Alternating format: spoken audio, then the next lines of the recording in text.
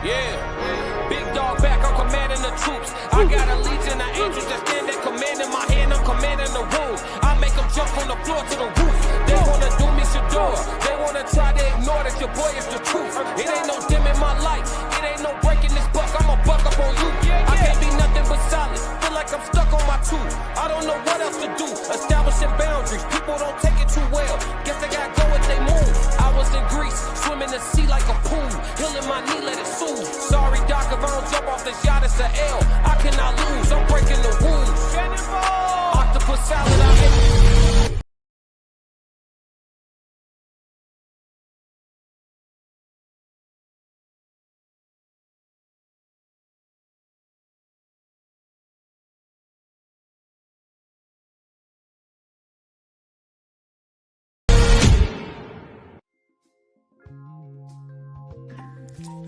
What's good? It's your girl April from Conversations with Soft Rain. I am the Raw Society Coalition's First Lady, and the Raw Society consists of myself, Souls of Thought, Classic Ho, Uncle Plug TV, and the Tez Down. I'm going to talk quick, so I need you to listen and pay attention. Guess what? February 13th, 2026, we're going to be live and in person in Chicago, Darien, Illinois, at the Q Bar for a Singles and Soulmates live Valentine's panel. Come with your boo, your bestie, or just your single beautiful self. You never know. You might find your soulmate. We're going to be having good conversations about relationship, love, friendships, and any and everything in between. And plus, we have an awesome performance by B-Class himself. So click the link in the bio. Purchase your tickets while they're on sale. Let us be the prelude to your Valentine's weekend. And I can't wait to see y'all there.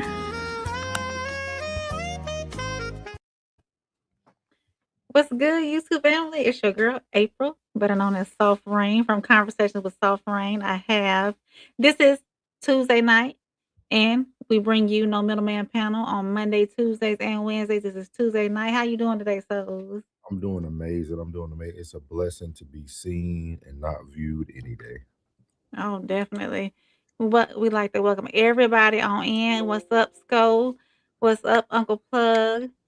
And everybody who has not commented, make sure you like, comment, subscribe, share this with your friends, so we can continue to bring you this great content that we make every day. So welcome on in, Jen. Plug said he just got home. He's gonna be here in just a little bit. And today, y'all, we have a special guest, Miss Roxy. Miss Roxy wanted to come on and talk a little bit about unconditional love and share her experiences. So we're gonna have Miss Roxy come up in just a second. We're gonna open up the show with our music selection, our new thing that we're doing here on the No Middleman. You know, we bringing you the same guy. Nothing changed. Nothing changed but the lyric. So we're gonna bring you guys Toby Nagwagwe. That's how you spell it. Say his name correctly. We're gonna go ahead. One more time for me. Toby Nagwagwe. Nagwagwe. Mm-hmm. Toby Nagwagwe. We're gonna bring him up again. He is sung right here. I think it's gonna go perfect for our icebreaker tonight.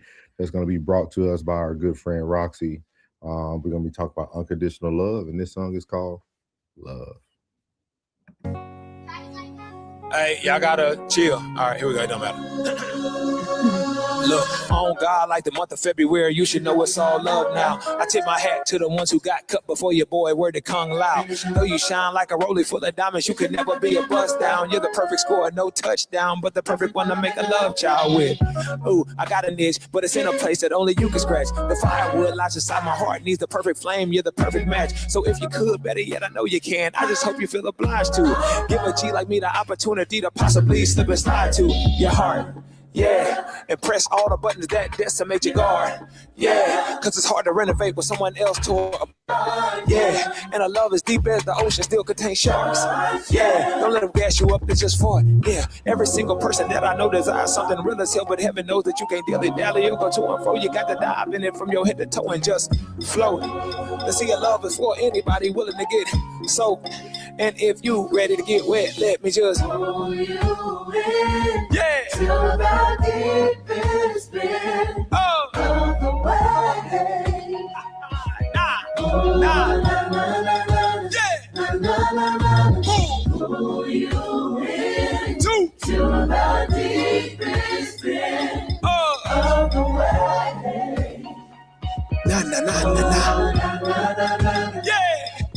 No tug of war when I pull, hope you don't pull away. We all need love in a world full of hate. Yeah! Come on, Luke, sing. No tug of war when I pull, hope you don't pull away. Yeah. We all need love in a world full of hate.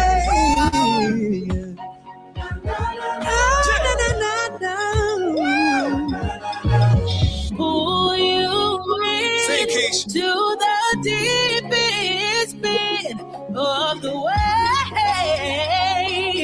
Oh, na na na na na na na na na. Pull you in to the deepest bit of the wave. Oh, na na na na na na na na. Come on. Who wanna sing? Who wanna sing? Come on. Say pull you in to the deepest bend of the wave. You know how the melody goes? No. Take mommy, man. Look. Say pull you in to the deepest bend of the wave. Oh. I'm not trying to remember the notes. So as you see there, that's Toby Nagway, man, with love. Great song, great rendition, man. I love his music. All his music has a message to it. I think that message we can all see very clearly. And it goes with our icebreaker. We're going to introduce our good friend. Roxy is in the building. Welcome in, Roxy. Hey, Roxy. Oh, can you hear us? Can she hear us? Hello. Oh, there she is. She's going to hear us. Can y'all hear me? Yes, Roxy. Okay, because I can't hear y'all. Can you hear us, Roxy? She can't hear us. Can you hear us now, Roxy? Go back out and come back in, Roxy. Oh no, can't hear us. Put it in the back chat. Just a little technical differences. Give us 1 second. Feeling like soft rain over here. Give me 1 second, y'all. Technical differences. So as we get in contact with Roxy, see if she can hear us. We're gonna have her backstage, but we are going to be talking about unconditional love. It was a topic that we hit on yesterday, and she had some good comments in the chat, man. And we welcome anybody who has any opinions, thoughts. You can come up here. You don't got to be on camera. We ain't forcing you to be on camera, things of that nature. But we will force you to speak your mind. Speak your mind. We want to hear your voice. We want to hear what y'all got to say as we get through these comments while we waiting for Roxy to come back in backstage. Kay said 333 was good. Kay was good, man. Kay been in that thing. Classic said 333. Toby be going crazy. Yes, he does, Big Sco. My goal is I'm gonna have to get Rain educated on the story, Sco. I'm gonna try to see if we can do like a review to their story. Can you hear us now, Roxy? I'm back and I don't know what happened. I'm so sorry. Oh, you're fine. You can hear us though? Yes, I can hear you. No problem. We're about to get started. Just a second, just going through these chats. What's up, Flip 333? Sco said, "What's up, Souls?" Rain, man, we doing. Hey, Sco. Yeah, so we welcome all people that are here, man. You can speak freely as well. We appreciate everybody. So we want to start this out tonight. Roxy, let me move you to the middle. Get Rain over there to the right or her left, however it looks on her screen. Want you to kind of just open up, which however you would like to open up. This is new for me and Rain as well. And once he gets up here. So this is going to be our first time hearing however you would like to share. And anywhere you would like us to interject, we are here for that. Well, I've been watching y'all lives quite a bit. And Split Classic has always got to comment or say something about unconditional love and if that's something that we can do. And I had asked a question, and it was referring to unconditional love. Is this a matter of within a relationship, without a relationship, in love with someone or having love for someone, because this can be in multiple different ways, I think. Mm. You want to break down all three, Oh Lord Jesus. or I whatever? think you can unconditionally love someone.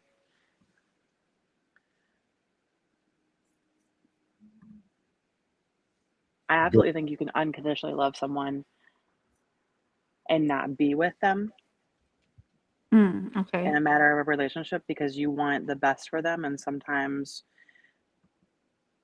they don't want the best for themselves, and maybe you feel like you're in the way of that Mm. so that they can work on themselves. Would you consider that avoidant behavior? I know this is something Tez talked about a month ago. We kind of, and then, do you think that's a more of an avoidant behavior though? Oh, absolutely. Okay.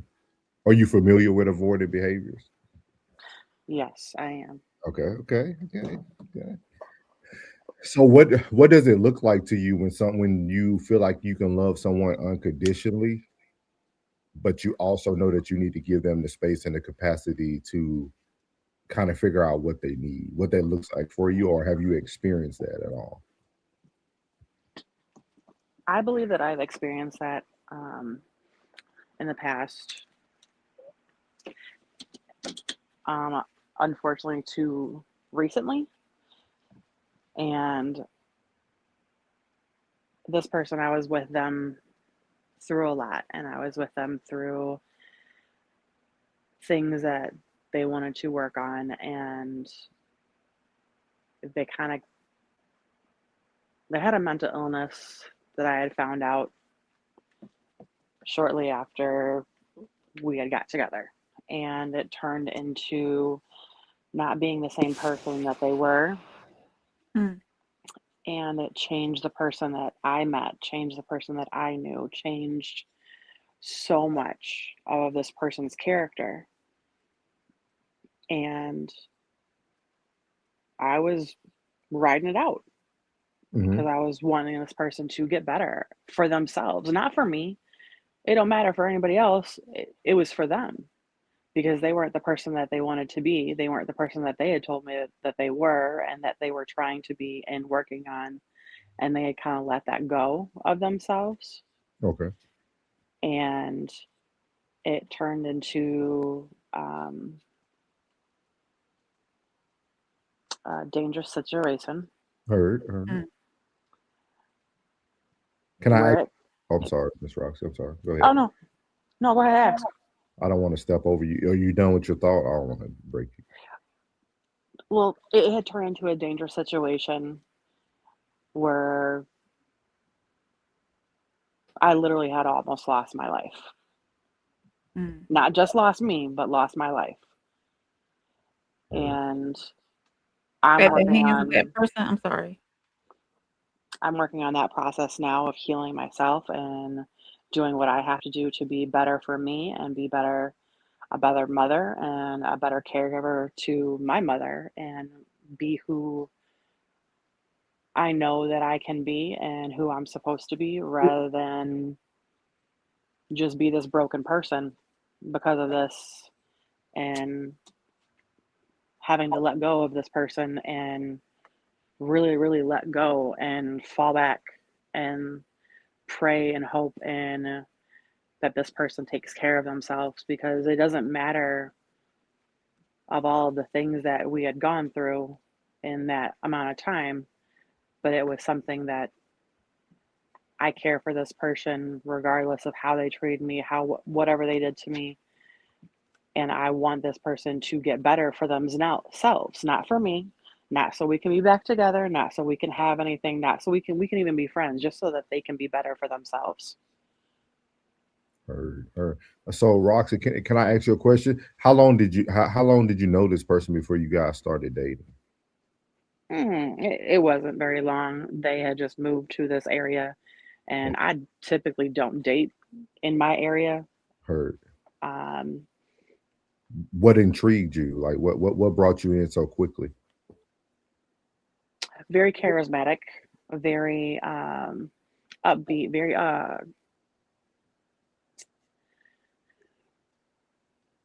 very extrovert, and I'm very much. I used to be an extrovert, and Mhm. I'm definitely not anymore. I ain't been an extrovert for a while since I worked in the ER.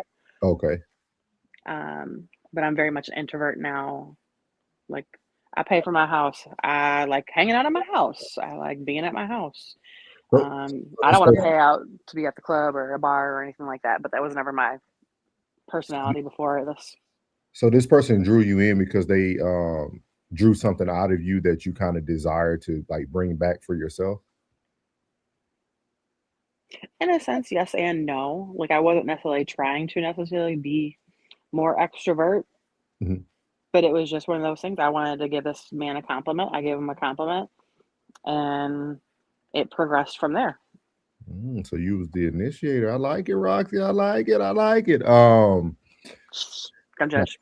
No, we not. No, we like it because we talk about this on the show a lot about like a lot of women don't approach or men don't approach. So I think that's super dope that you did.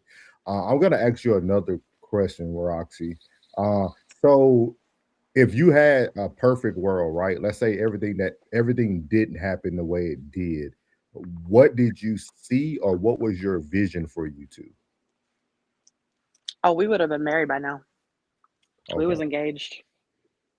How long were y'all We talking? don't judge me. No, I'm not. No. This is real. Like, There's no judgment. I No mean, judgment. at all. I'm really just. I'm just asking the question. I promise you, there's no judgment at all. October, Okay. we started talking, and we both said that we wanted to exclusively talk and date each other and no one else. And we were engaged by December, Okay. Okay. and we were supposed to get it married this spring and or spring summer, and everything ended Easter weekend. Okay. So What was the deciding factor? What changed? Because you said he changed. So what was it that changed? Did you not see any inclination of what kind of person he became? I did. I seen it. I witnessed it. I questioned it. He had had an issue with substance abuse and drinking, and his birthday was in November. He wanted to turn up for his birthday in November, and that just meant him at the house chilling and having a good time, and not necessarily going out or anything like that, which was fine with me. Mhm. And I asked him, I'm like, "Are you sure you're okay with this? Are you sure you're okay with having a drink? Because I know it's been a long time since you've had a drink. Are you sure that's something that you wanted to do? Because I'm not trying to say that you can't. I'm not trying to say that you can, but I'm like, your sobriety, you've taken such a proud um, respect in your sobriety and staying sober. And I don't want you to feel like it's necessary to do it for just because it's your birthday. I want you to do So it. Like, I want you to make your decision for yourself because you're a grown man. And mm, I want you to know that I support you in your sobriety 100%. So this is not something you feel like you have to do. I am not a big drinker at all. My family is full of alcoholics, and that is something I do not desire to be. Okay. Definitely understand that. Just to give you a little background about me, Roxy, that's what I did for the past 15 years. I'm a KDAC, a certified alcohol and drug and dependence counselor. So I can definitely relate to you in those time frames and understanding, like trying to have like clear boundaries, but not trying to control the person and let them Right. make their own personal decisions. So I can definitely respect that. With that being said, what was the point where you felt like, okay, we were together in October, we got engaged in December, we had a wedding date? How many moments were there when you were like, okay, maybe we should slow down, or maybe we should try a different route, or like was it very like It was was it a very fast pace. okay. Like, and whenever I say fast pace, it was good uphill, going, and then it went to a roller coaster. And it started around the time that the drinking occurred. And correct me if I'm wrong, he's younger than you, ain't he, Roxy? Yeah. Okay, I could tell. What's the age difference? What's the Probably 3 to 4. Uh-uh. 10. No, it's 8. Oh, okay. Okay. okay? Okay. Okay. Awesome. Awesome. So now that I don't want to stick on the relationship too much because I'm glad that you're healing from that, and I don't want to open up any new wounds that you're healing from. With that being said, what does unconditional love look like from you moving on? Like, what do you now desire unconditional love to look like for you to display to others? For me to display to others Hmm. is just being there for a person whenever they need. Do Is you feel like simply it's just realistic though? being. Because you didn't get the result you wanted. You already been there for someone. So have you thought about new ways of showing unconditional love? That's a very good question. No, I have not thought about new ways.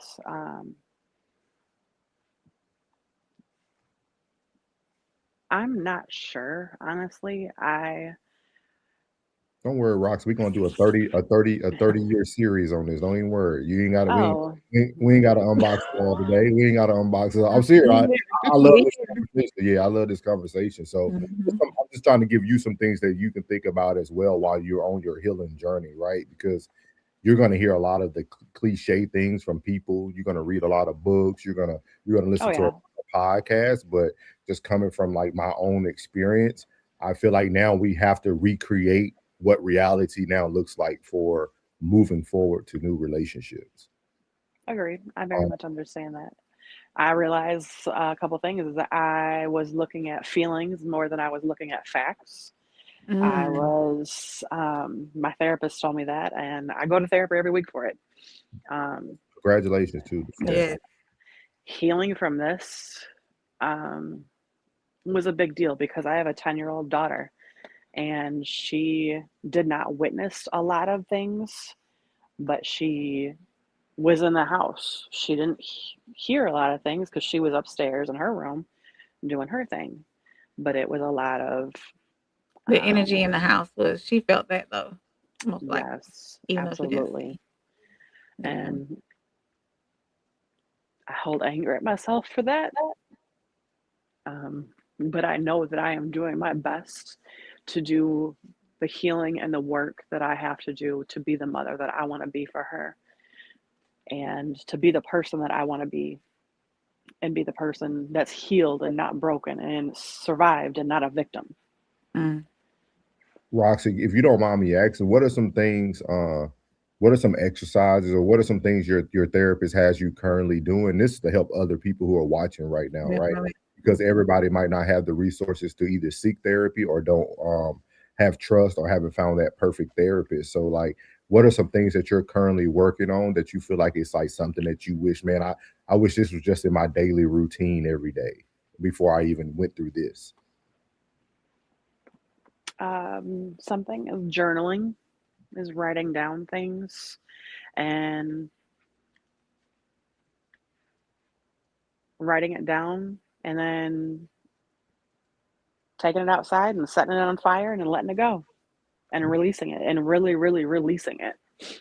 Not just saying I'm doing it and not coming back to it over and over again, but really releasing it. So journaling is one big thing. Are you Um, are you okay with never truly healing though? I'm aware that that is a very, very likely possibility. Mm. It's hard to accept, but I do accept it. Heard. Um, but it's one of those things where it's like I'm not gonna, I'm not changing. I'm evolving, Awesome. and that day in that car, that is what I call. I know it sounds probably kind of silly, but I call it my death day because that person in that car, she died. She died. She don't exist no more, and I am recreating the person that I am and that I want to be, and that how to have boundaries and how to learn to become stronger in myself and know who I am and know what I want and not settle and not just be okay with taking abuse like how I took it. And something, when you get a chance, I don't know how long you've been in therapy, and I'm not here to like counteract what your therapist is doing. With that being said, I would like for you one day down the road to try to have the conversation with your therapist to unpack,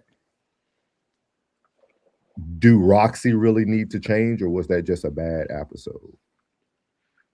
Because sometimes in therapy, right, it's easy for us as therapists or us as counselors to give you all these tools and like try to recreate you and make you. But technically, Roxy could have been perfect. Not, nobody's perfect, but just in the words of like, Roxy could have been okay the way she is.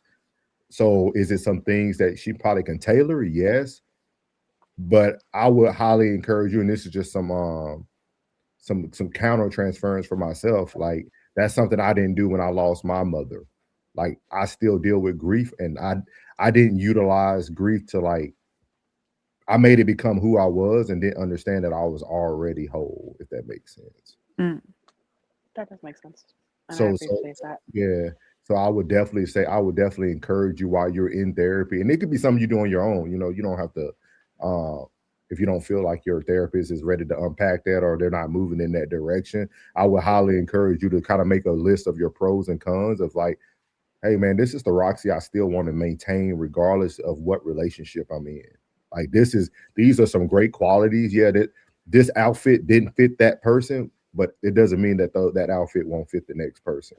So I will highly encourage you to make that list while you're in therapy and going through your healing process, just so that you can understand that you're probably not as far off as you think. Right now, you're probably going through more grief and more survival remorse to a certain extent, right? We only think about it from like a financial standpoint when people get wealthy or leave people in bad situations, but you might feel like you said, you died to yourself, so you're a survivor now, right? So a lot of that stuff. And also, I will have you think about this too, just not to give you too much to think about, but I will also think about that it's okay if you want that person to heal for you too.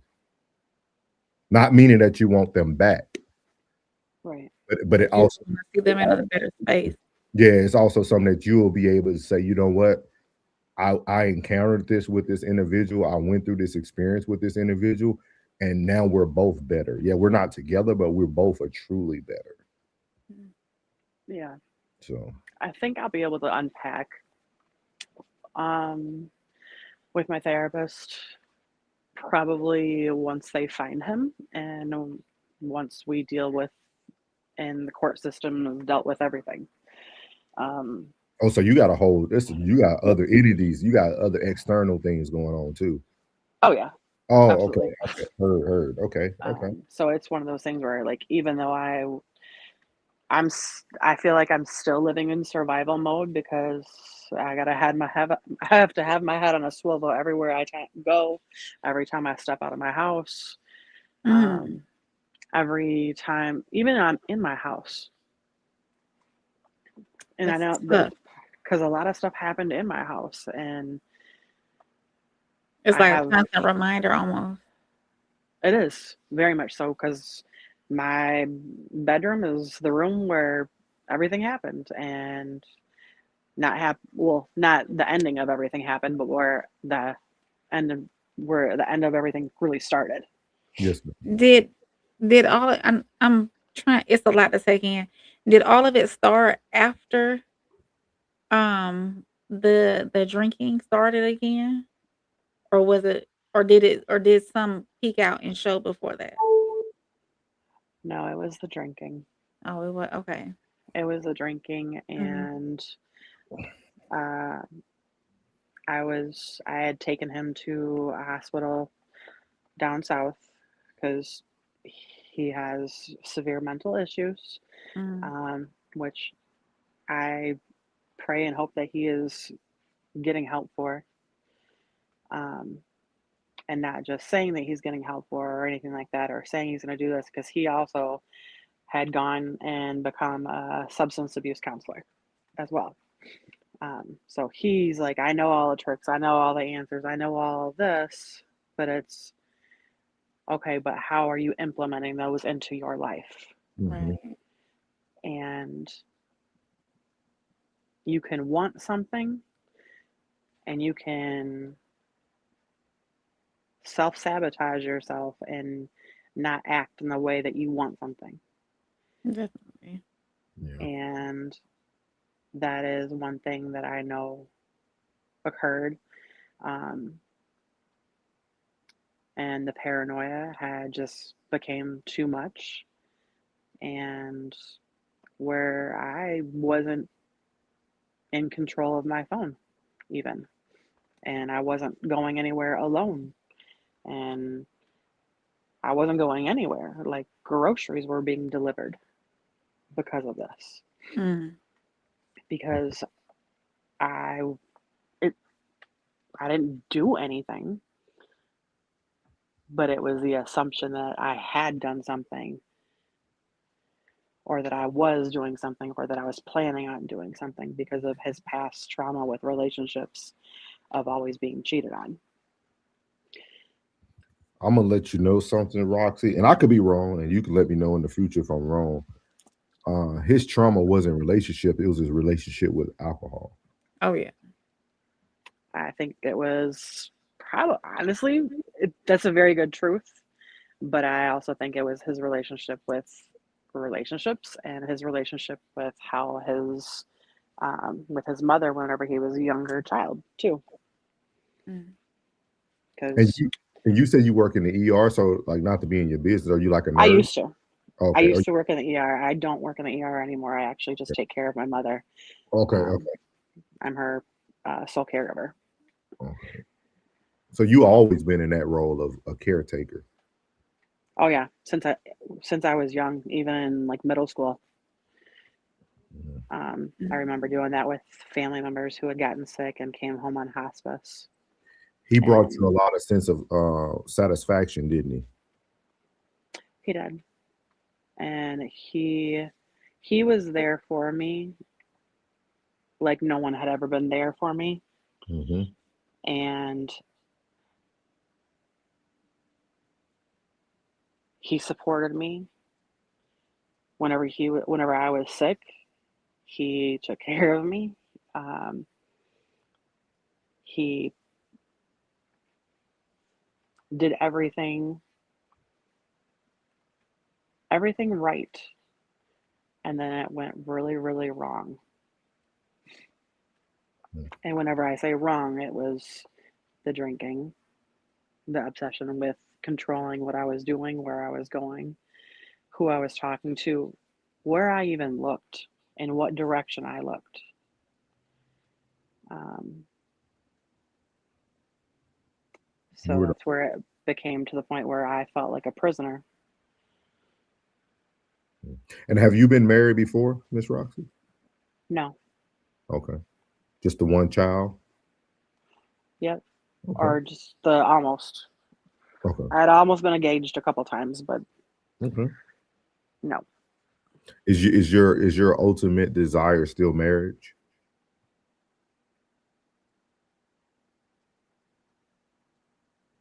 Yes, yes and no. Or more companionship, like somebody you can truly. That companionship. Okay. Like I ain't gotta have a piece of paper tied to my name with somebody else. Like that's that's not end all be all for me. Would I like to? Of course. Who doesn't? We grew up on damn. Sorry, I don't know if I can say that.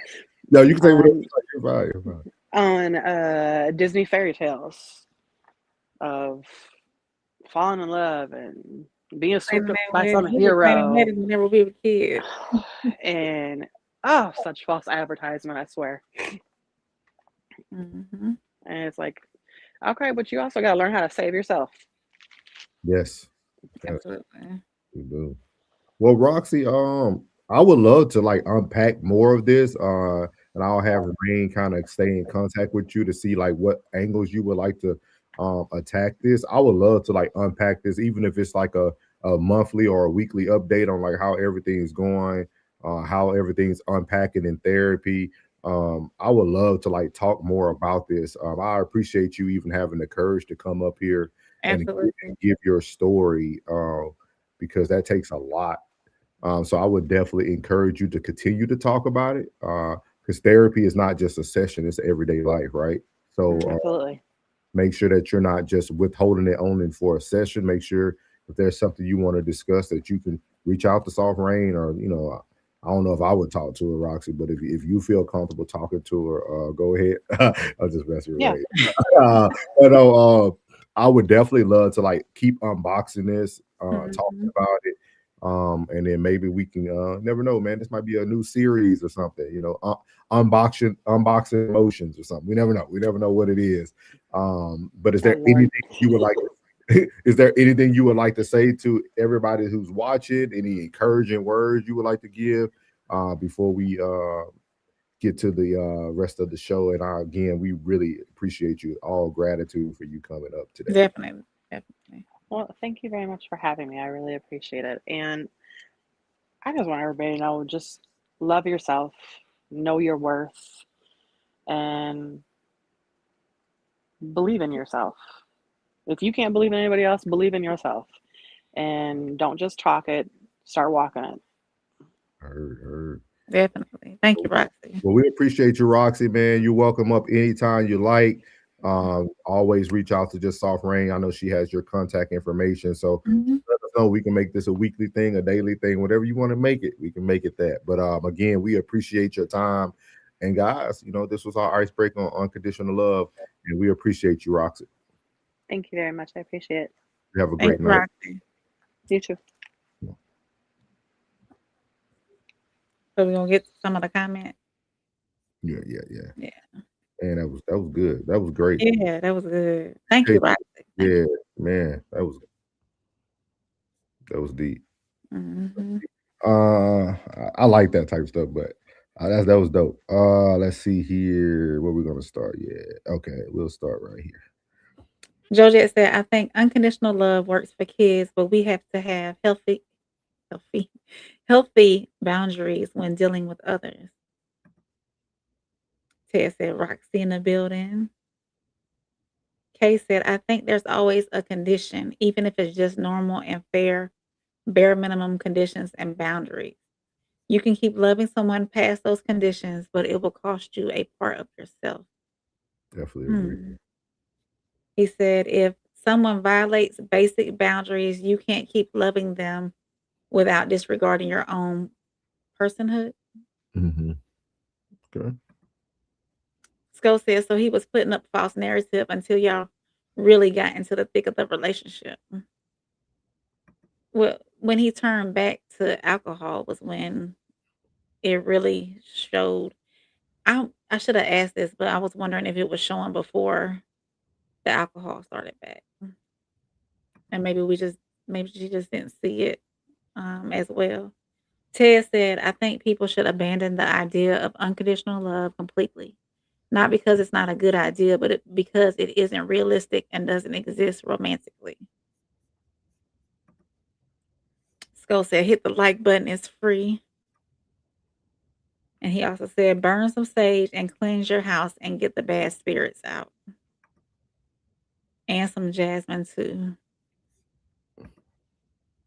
Classic said, Queen Coast Thursday, Roxy. Classic, I got her information, so I'll let her know. Let me know when you're ready to, or what time we're rolling. Yeah. Ted said 333 targets. Ted said, good job, Roxy. Yeah, that was dope. That was super dope, man. Super dope. I know we joke a lot. I know classic, everybody talk about, but this is truly a safe space, man. Absolutely. And that's one thing I won't even allow yourself to. I won't even ask you questions that are going to even have people judging your character. Just kind of being able to ask those open-ended questions so that we can get to the meat and potatoes of what's going on. But man, I all commend to her, man. Like she, that's a lot. Oh yeah, definitely. That's a lot to go through. I was trying to unpack everything. You're a therapist, or you've been in that you ask questions, and so the right things to ask. And I was still trying to take everything in, but it was interesting hearing her story. Yeah. Yeah. So hopefully Roxy's still watching. He Mhm. says it's always interest, but yeah. So like that's so for Rain, just for your perspective, that'll be kind of like what we would call a triage, right? Like Mhm. very quick. Uh, like she probably experienced that at her like first session, right? It's Oh like yeah. let's say you walked in and something was going on, we just gonna triage you. I just need to see where you are. Okay, what happened? Okay, Mhm. we know a little bit about you. Okay, The I'm just intake form. yeah. But see, the intake is longer. Oh, okay. So The this is the triage. triage is Okay. immediate, like just quick, 5, Mhm. 10 minutes. Let me triage you, see what level of care you're gonna need.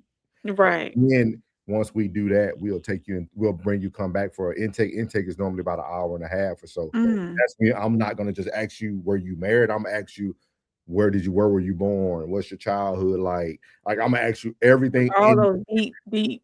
your biopsychosocial is where we're gonna Mm. go for that for real. So Okay. Roxy said, thank you. I'm here. I burn sage all over the house, property, and block for real, for real. Yeah, Mm. yeah. We respect it, man. We respect that was Definitely. super dope, man. That was super dope. Mhm.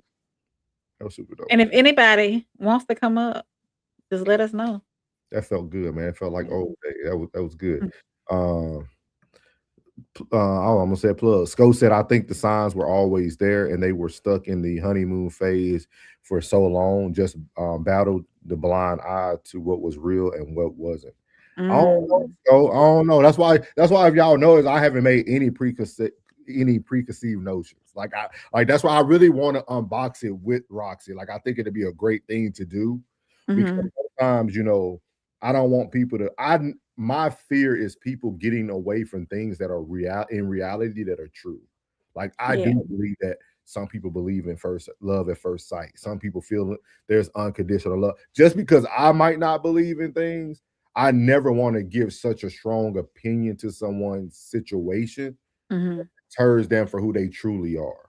Mm. And that's why I gave a little bit of myself in when we were talking, because like I know how that feels to like live. Like now I'm Norris of grief. I'm souls of grief now. Like Mhm. I'm not like who I was as a teenager and young adulthood. Like that guy is gone. Like, you know what I mean? And it was because I didn't really sit in it and process it. You know what I mean? I tell Mm. people my mom passed in '08. I ain't do therapy for the first time until 2018. Ooh. That's a whole decade. Like, Yeah. that's a whole decade of like being a man, being a father, trying to be a provider, protect. Like you're doing all these things as a man Mhm. while neglecting the one thing that you're badly holding on. You got the short straw of. You know what I mean? Right. She said, "Nah, it flipped like a light switch after the alcohol return." We're gonna talk about Mm. it, right? We're gonna talk about it because I'm gonna tell you the alcohol never left, but we'll talk about Mm. it. We'll talk about it. So man, great start of the show, man. We appreciate, man. Definitely. That made me feel good, man. All right, man. Y'all ain't gonna find this nowhere else, man. Y'all ain't gonna find this nowhere else. I know y'all watch a bunch of different podcasts and different shows. You ain't gonna find this nowhere where people can switch and go into a little therapy bag, go into a little comedy bag, go into like you ain't You gonna get some of everything over here. We fulfill all your needs on this yeah, like we your real life 7-Eleven on podcast. side. Whatever you need. Or if you don't, Whatever you need. it's gonna be Sheets. Sheets got good food, everything for you. Mhm. Sheets Uh, do have some good food, I ain't gonna lie. people love it. People love it. So The only he's time I get to see him though is when we in West Virginia. yeah. Sco said, yeah, this is one of the best episodes of season 2 so far. Thank Appreciate it, you. Sco. Appreciate it, man. He Thank said, you. yes, indeed. Yes, indeed. So we're gonna move into the first topic of tonight. I was gonna use classic, but classic went a whole nother direction. So I'm gonna start with Anton up here so it matches the thumbnail. If y'all seen our thumbnail, this is Claudia Jordan admits to regret at 52. And Mm. we're gonna go into some of Anton's show on the other show. Anton actually talks about something that we talked about last night. Oh, So wow. it's gonna be super dope. But Watching. I'm gonna get it started right here. I sped it up. We all know that the guy's a little zesty, so we got past that already. So we're gonna hear what he has to say to Claudia, and then gonna hear a little bit of Anton, and then me and Rain gonna break this thing on down. I told you about dating like in your 40s and 50s back then. You know, you think that when you're ready to settle down, that there's always going to be a lot of supply on the shelves, and it's not. Like at this age, a lot of the good guys are married or taken because they're good guys. And I was having a conversation with a girlfriend of mine the other day, and I'm like, well, your best bet now is maybe someone that a good man that maybe is coming out of a marriage, getting a divorce. So, you know, I think in our youth, and I would like people to know this when they're younger, we think, oh, there's always going to be an endless supply. I can wait till tomorrow. Don't put off your happiness waiting. You know, if you find that good person, like a lot of times we wait, well, it's not the right time. It's never going to be like the right time. I would say go for it more. I wish I would have told someone told me just go for it. I probably have overlooked a good candidate before, you know, like maybe, why is that though? Me thinking the timing thing, maybe prioritizing career. You know, I definitely was always like work. So now they have resorted to waiting for great men or good men to get out of a marriage or to basically get out of a divorce, or just waiting for the leftovers from another woman, hoping that he then removes himself from his relationship to then make himself available for you. My, oh my, have the mighty have fallen. And she's not even a bad looking woman, a bad looking older woman. You know what I'm saying? She's probably just stuck in her ways. And I've said this time and time again, every single time that I've had a conversation with a woman, and I've been on a panel and they say, oh man, there ain't no good men out here, or oh, I'm just waiting for this, or I'm waiting for that.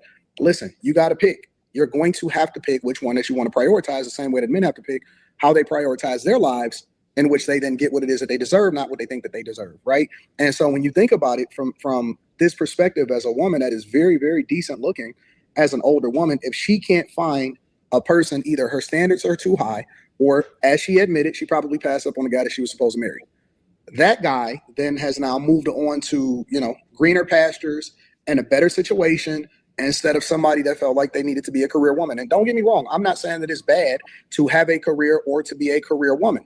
What I am saying is that you cannot sit there and have both or dictate what the terms are, because in this situation, there would be somebody else on the other end of that conversation that would have to give you access to marriage. You know what I'm saying? Like you can't dictate how men are supposed to wait or show up for you when it's convenient for you.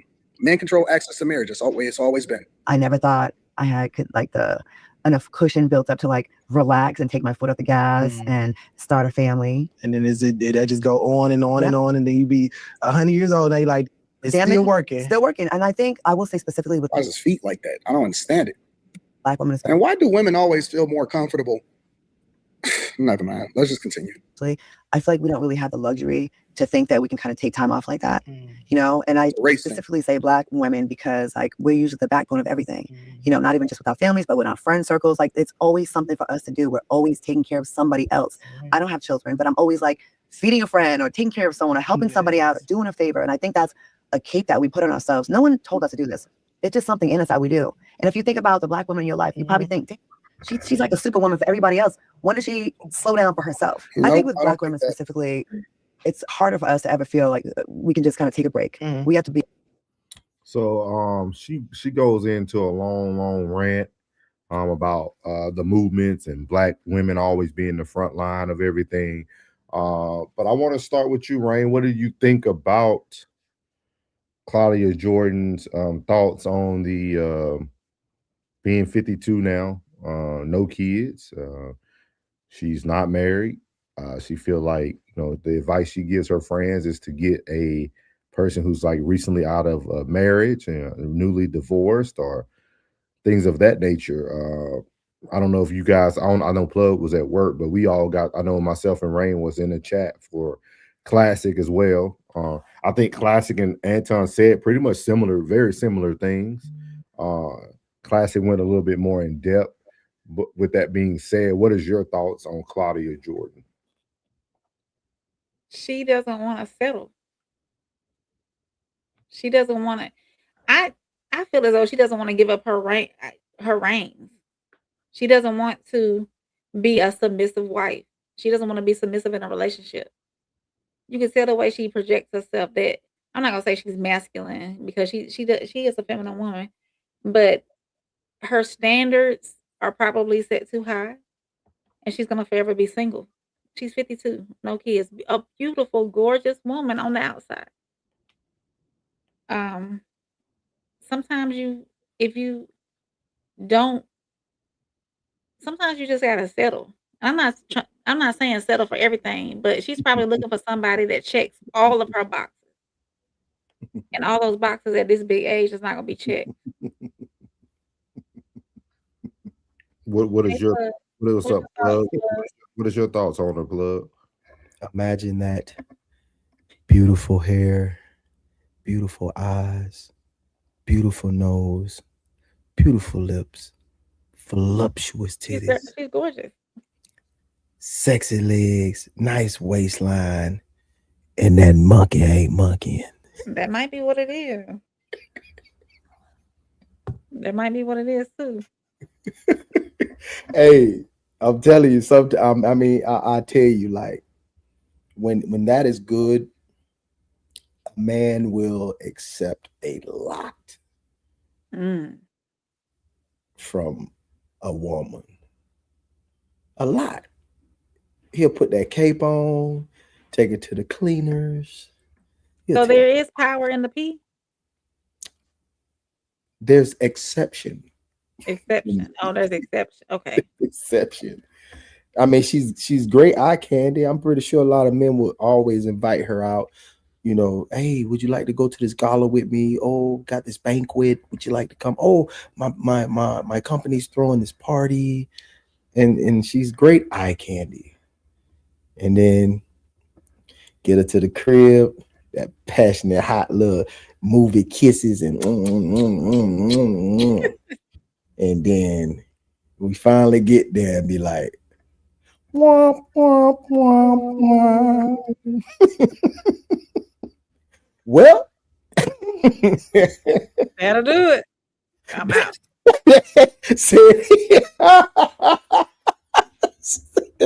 That'll do it.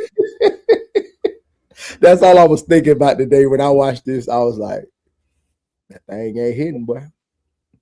Because anybody, I mean, there's nothing you can see like when it comes to her aesthetics that no man would deny her. Like no man would deny her. She's damn near a seductress. She's beautiful. Do you think it's intellectual too? No, that she might not be carrying. Everybody needs somebody sometimes. Nobody wants to sleep alone. Who wants to sleep alone? You know what I mean? You could go about 3 or 4 days on the couch and just get it to yourself. I got laundry on the other side of my bed. But still, and at 52, being gorgeous and beautiful as she is, it's something mishappened somewhere. I got you. Thank you, brother. Something somewhere is not. It's something is amiss somewhere on her side. It has to be, because I don't think she's like, I see her on most reality shows and she's not that, ghetto. She's not that hood. She seems to avoid confrontation every time I see her. She's not the one throwing drinks in someone's face. And,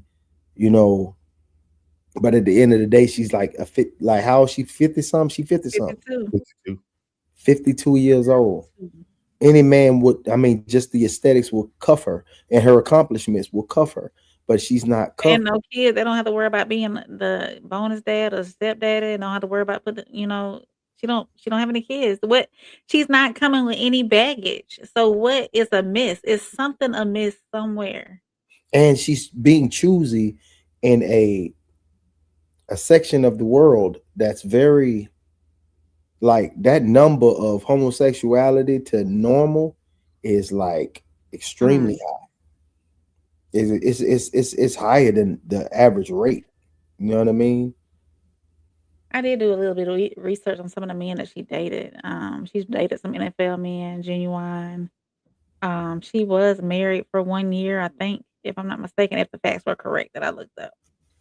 So it's something. It's a her problem. It's not a man problem. It's a her problem. You start to see that veil coming off your eyes. You're starting to see things a little bit clearly, don't you?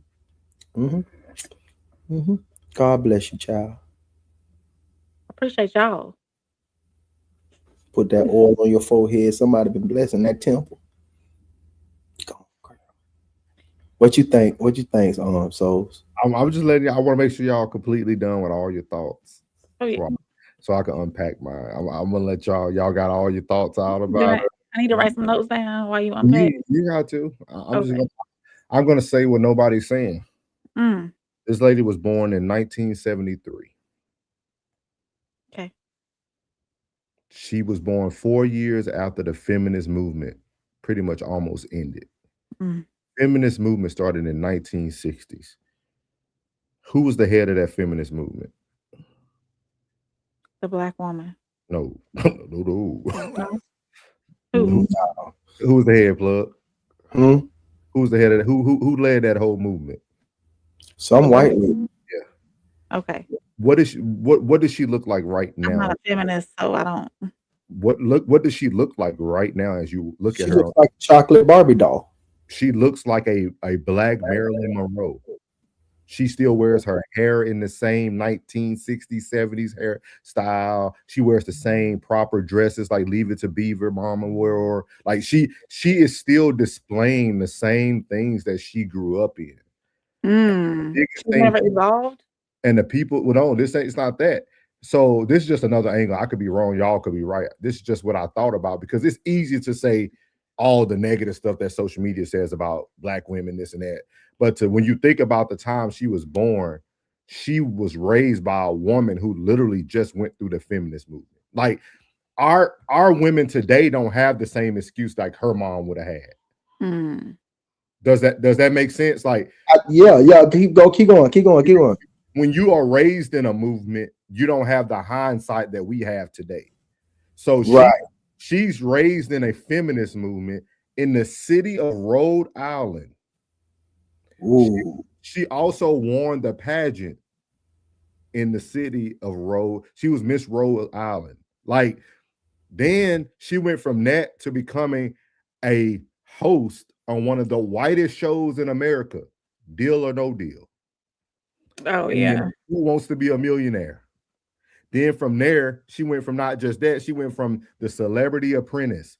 This is a black lady who wants a white man. She started to settle for black men because she wanted to be accepted in the new circle she was forced into. Because if you look at her career trajectory, she started in all these white rooms. Yeah. Then she ends up on Atlanta Housewives. That's weird. And who was she married to? So at that moment, when she ends up as Celebrity Housewives in Atlanta, I now have to blend into my environment. Like, I can no longer almost pursue the thing that I truly desire. This is a black woman that desires a white man. But now she's trying to fall on the sword of being a strong black woman. With man There's a hands. white man out there that want her. She need to go find her. With man hands. You don't think so? No white man don't want. See, that's another no. That's another topic for another day. But there might be a few, but it wouldn't be the few that she was in rooms with. They probably wanted her for a fantasy, for kind of like what Plug said. Let's go to the room. I'm married already. You know what I mean? I'm gonna pay you for this exchange so you can be quiet. But they weren't trying to have her as no wife. She's not gonna be the arm candy for the wealthy white man. Like, that's not gonna happen. Like Claudia Jordan. Yeah. Like, so, like, and that's what we're not talking about. Like, I really think it was the time she was born, and I'm not trying to give her excuses, but I think it was from the time she was born and raised. She had a mother. I don't know if she grew up in a 2-parent household, but she had a mother who grew up in, like, literally lived through the feminist movement from 1960.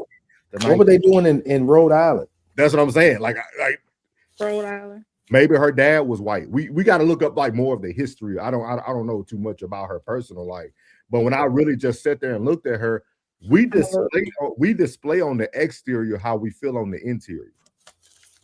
This is a black woman who literally, if you take away her skin tone, she reminds you of the white lady on Sinners. You cooking now? Go ahead. Now, I like the way. Hey, go ahead. I like the way you're going now. And I really feel that's her downfall. Like, that's what to us we feel like it's a downfall. I think she's really winning because you're talking about 52 very attractive black woman with no children. At the end of the day, that's still a unicorn. Like Her that's dad, she's biracial. Her dad is African American. Her mother is Italian. told you. So Is Italian? yeah, so her mom's white. White. So her mom grew up. Well, that's kind of white adjacent. But her mom grew up in a time where now her mom probably was a beautiful Italian lady too. You know what I mean? Like her mom was the new face. You got the feminist movement. You got all this stuff going on, man. I'm telling y'all, man, this is a black woman who got very high in her career trajectory, got in rooms that most black women at that time couldn't have. She just started to desire something she could never have long term. Then once all these shows, because y'all gotta think about it, probably mid 2010, internet started taking over with like Netflix and Hulu, and so like all people stopped watching normal TV. We started watching TV series and all that stuff. So her career went from 60-year-old retired senior citizens watching Deal or No Deal or Who Wants to Be a Millionaire to now she has no job really. Nobody really, and they really want to see a black woman on TV as the face. So like she went through all that and then had to end up on Housewives of Atlanta. She grew up in Rhode Island because her father was in the Air Force. He met her mother in Italy where he was stationed. And then they came back here. And I never looked up her history. And I got all this by just how she looked appearance-wise today. Mm-hmm. I don't know nothing about her history other than her career trajectory and how she was dressed. That lady literally looks like somebody from the 1970s, dog. Like Leave It to Beaver type mom. Like literally Marilyn Monroe hair, like just flowing hair. Like, and it's always been that way. Even the older pictures that she was in, her mother even dressed that way as well. See what I mean? So like, I know it's easy for us to like, oh man, a 52-year-old black woman, no kid, man. She just wanted to wait for the right thing. Her cootie wasn't good. No, man, everybody don't have the same story, dog. Like sometimes we got to give people some grace. Like this lady, she's on the wrong marathon now, though. She's trying to lean towards her blackness because that's what makes money today. But she's really lying to society. And even she's losing though, bro. She losing. She'll never lose. Shit. Not as long as the Zesties want her own podcast, as long as she can be the face. Oh no, we ain't talking about that. I'm talking about the things she really long for. You can sit up some your face being hidden by your name. Point your camera down a little bit. Yeah. You can't see me? No, it's just up to your eyes. You behind your name is yeah. Oh yeah, okay. I'm leaned back in the chair chilling. Yeah, but that's my point of view. That's why I was telling. I see what you're saying, but I know. But what you were saying, you was cooking. That hit on something that I didn't even think about. Definitely, like for real. I didn't even think on that level right there. But and even in all thinking like her mom losing because if you ain't accomplished the goal of actually having someone, you know what I'm saying? Like you want that someone. I know she want to feel that. Every woman desires to feel that. Okay. Yeah.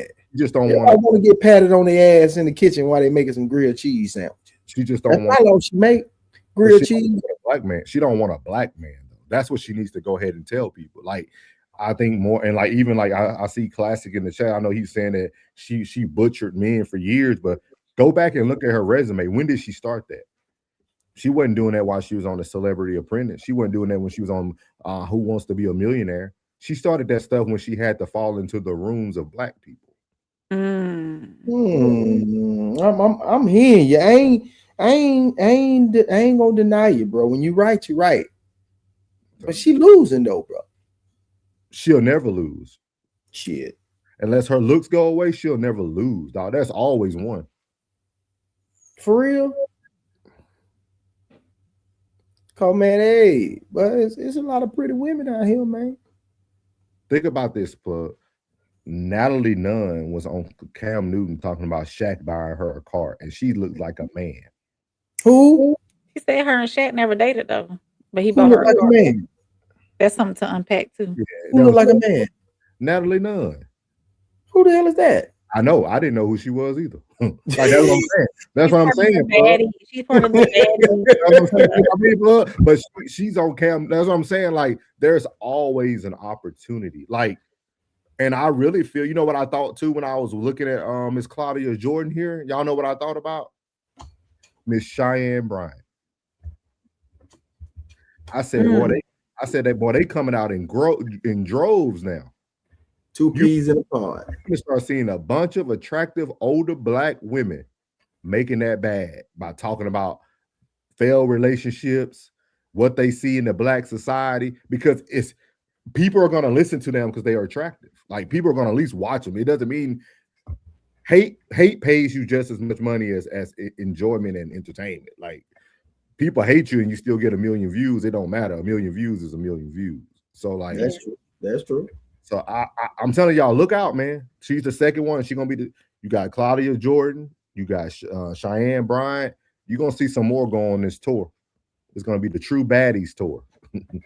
Like it's gonna be a True Baddies tour. Dog. They finna take over. They finna take over the scene. And Netflix coming out with podcasts. I am so utterly disappointed. I got hope. I got hope. You want to read some? Let me. Man, Yeah, sure. We got a lot. Yes, indeed. Thank y'all for the comments. We appreciate y'all. Classic said, "Man." Ted's got his eyes looking. Skull said, "What's the word, The word is eyes tied, boss." Hey, Miles. Welcome in, Miles. Fozzie, Bear Boots. Oh, Fuzzy, Bear Boots wearing. Yeah, she got a little boots. Yeah. We gotta get Miles up here, man. Yes. Skull said, at this point, she is looking for a husband. She won't find one if she's not coming submissive. Because being bad is only going to get you so far. Absolutely. Ted said, voice of velvet, huh? Plug. Voice of velvet. Yeah. That means Roxy a lot said, from you, Tez. Roxy said, Roxy said, compromise is what's important to making that you are getting the priorities of those boxes. She probably doesn't want to. Miles said, yeah, her standards are probably non-negotiable. Hey, Lisa. Welcome in, Lisa. She's 52 with unrealistic expectations. She needs to take what she can get. Damn. That's coming from said, check your phone. Classic's laughing. Miles said, clean laundry. I hope. Laugh out loud. Oh, yeah, it's clean, Miles. It's clean. Roxy said, laugh on my tell-off. Facts rain. Lisa said she's type A. Men don't want to deal with type A women, in my opinion. Only the ones that can be successful. Classic said, no, she wasn't black. Classic laughing. Classic said she's in her own way. Ted says she's been dogging brothers for 30 years. Miles said her dad is a former pro baseball player, if that matters. Okay. Skull said, sure, you right. Definitely reminds me of the white girl from Sinners. Classic said she's uncooperative. Classic said you can tell. Lisa said, I think Souls is right about her wanting a white man. It's because she can't find a black man who wants to deal with her. Ted said the woman who wants to be a wife and the woman who's looking for a husband are two completely different women. Definitely. Now hold on. Now with what she said, the one want to find a black man that will want to deal with her. With those aesthetics, you got to think about it. You know what I'm saying? So somebody you ain't really got to take care of. She get to the bag. She's aesthetically beautiful. Even dudes in the hood deal with bras that'll cut your clothes up, bleach them, bust your tires and your windshield. So I don't think it's too much she can do on that side that somebody would like just instantaneously dismiss her unless that box won UPS. I'm just saying. That has to be. I'm telling you, man. I think if I could get 4 dudes that she have dated in the past, and I'd be like, bro, let me ask you a question. And I ain't trying to get all of your personal business, and I don't want to put this out there in the open. But you'll be like, man, I was disappointed. She might have been around because she did quite a few videos. I'm not gonna say she was a video vixen, but she appeared in quite a few music videos. So. Vixen is okay. The video 304 is different. Lisa said, "Looks like she lives in Pleasantville." Classic said, "In giving her the same grace she gave us, I'm giving her the same grace she gave us." Classic said, "She's butchered us for years. She gets no grace. Don't spin the block now." Classic said, "I don't care when she started it. I don't owe her ish as a black man." Classic said, "She's not cracking like that. She cool on some 52-ish."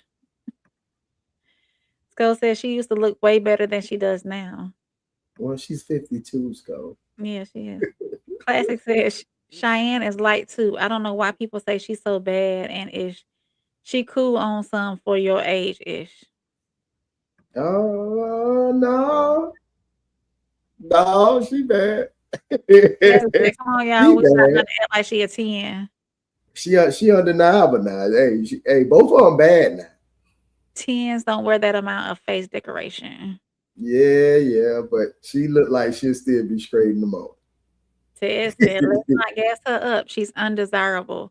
What does she have that a woman 16 years younger doesn't have and with a lot of less mileage?" Well, she might be selective with the dingling because she probably. I'm telling you, because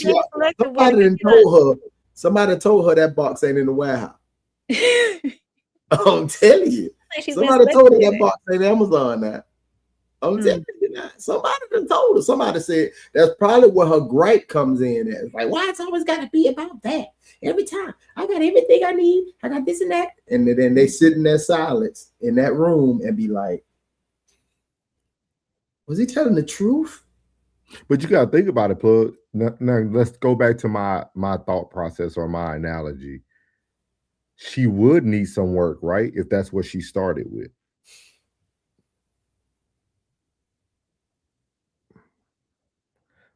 Does that make sense?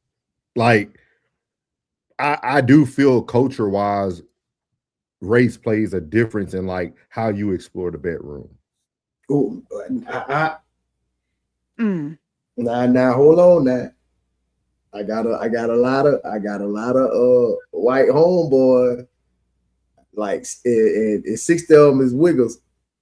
You feel what I'm saying? I'm talking about like what? No, I say 60, but the other 40, they really that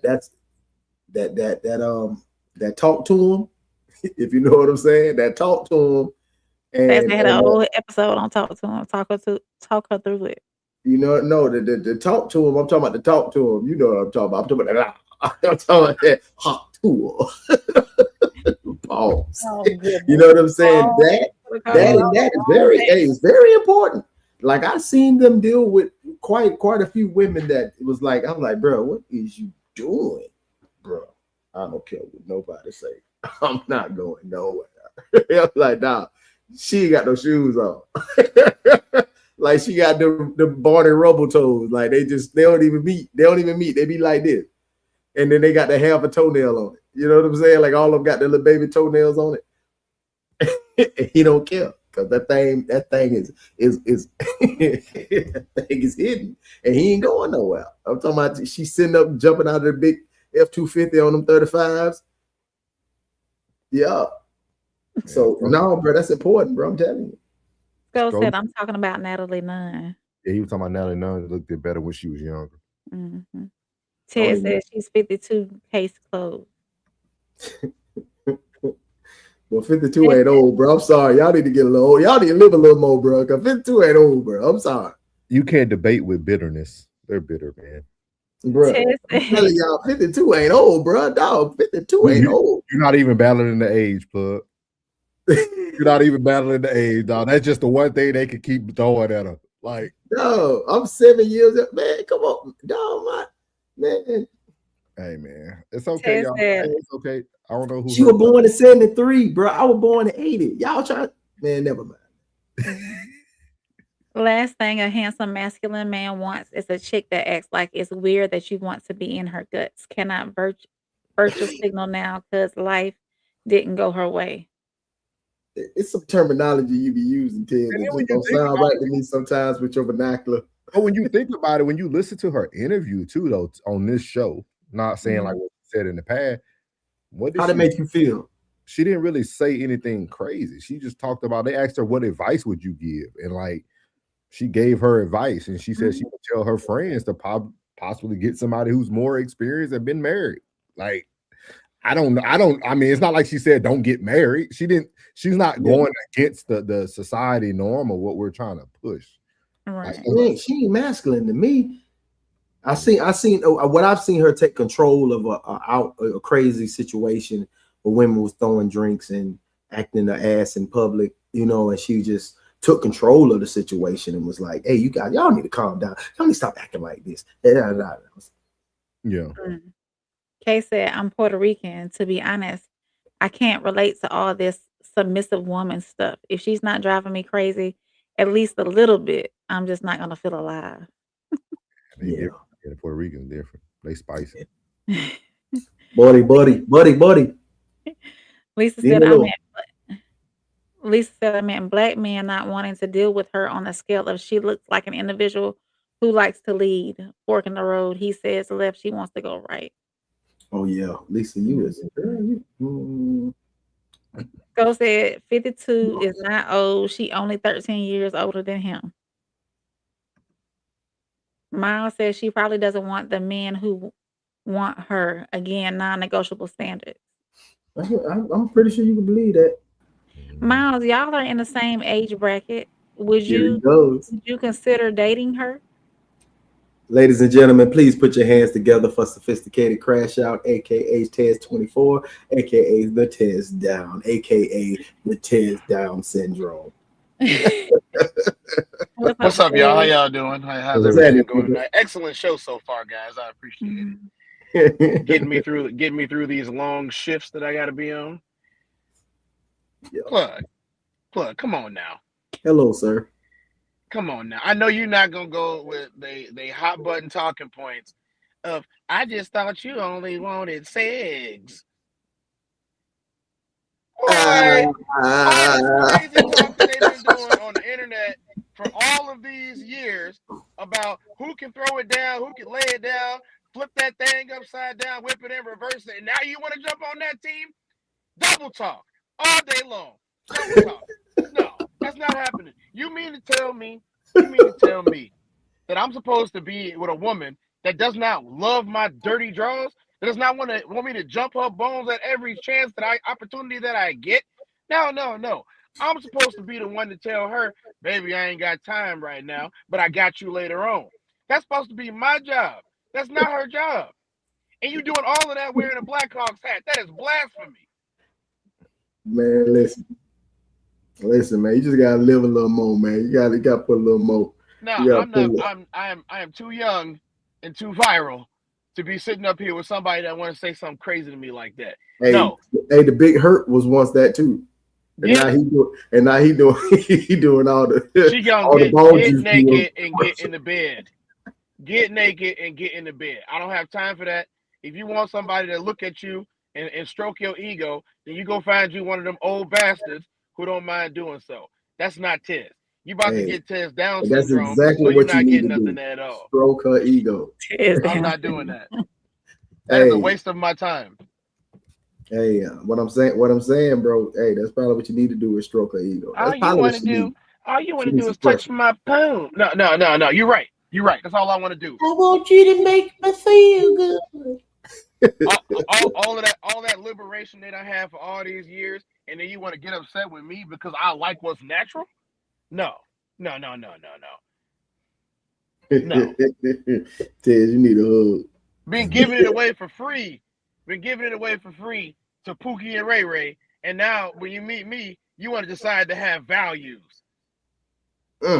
I got a whole set of handcuffs and everything else. You get tied up tonight. Stop talking. Matter of fact, I got a little thing. We're gonna put it in your mouth. You're gonna stop talking tonight, girl. I don't want to hear nothing else you got to say.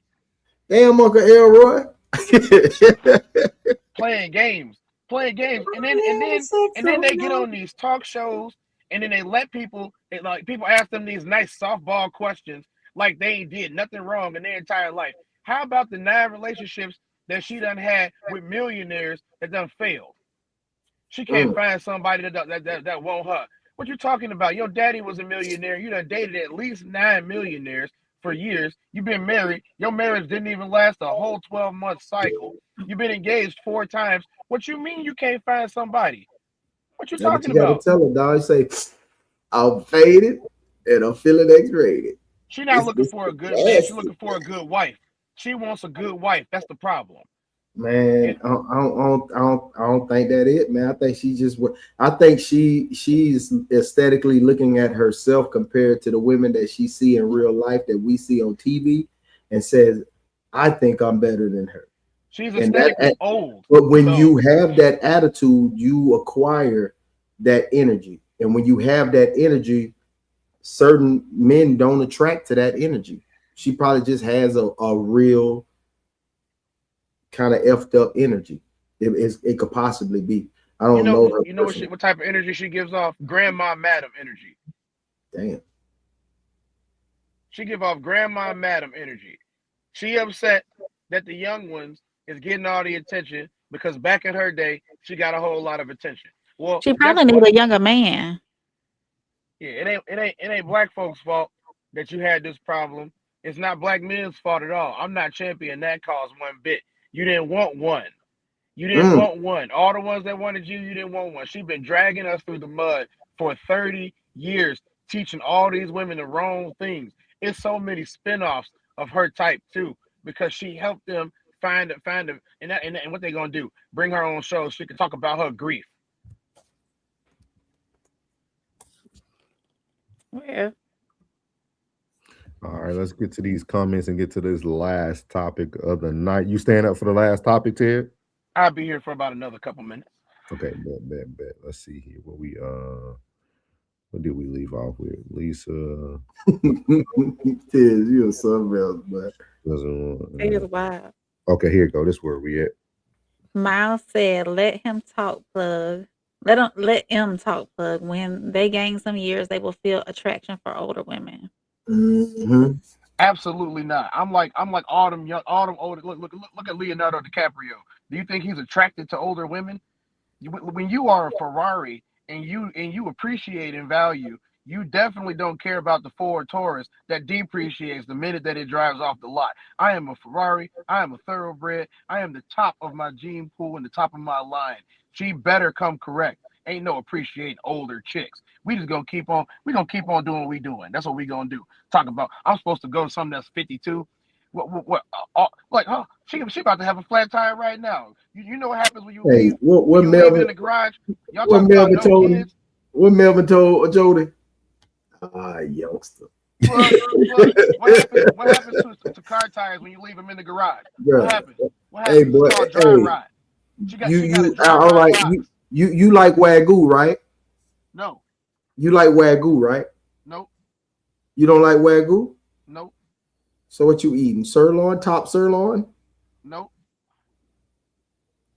We eating rocks. Man. We trying to stay as tough as possible. We eating rocks.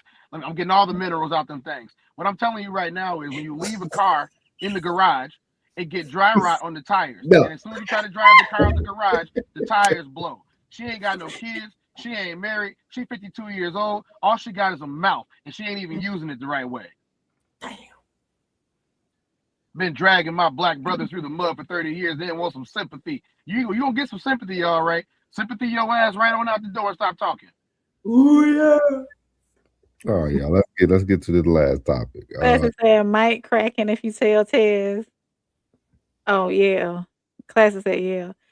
Miles said she's gorgeous. Yes, she is. Classic laughing.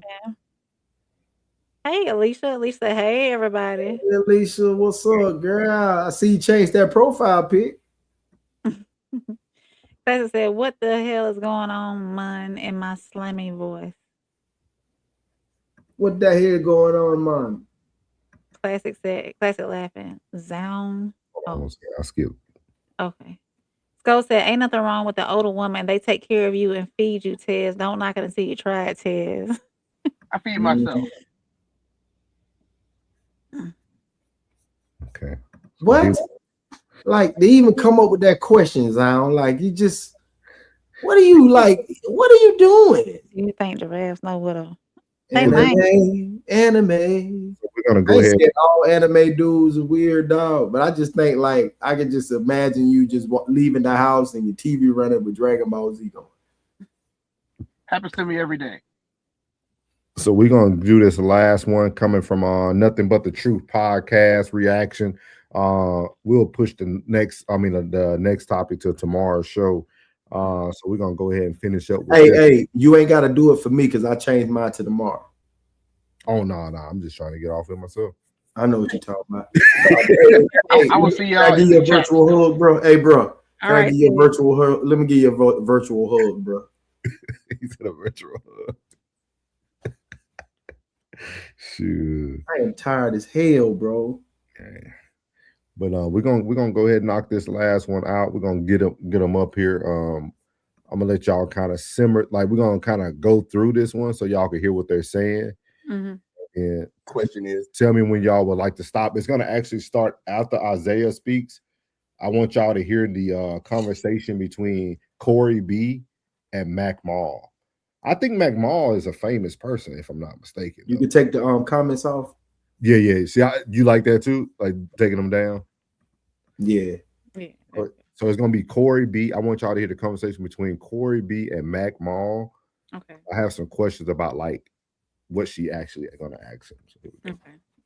As a psychologist, what changed it? You know what I'm saying? Why aren't we getting married? Why are people kind of doing more so hookups, baby mama, baby daddy relationships comparable to marriage?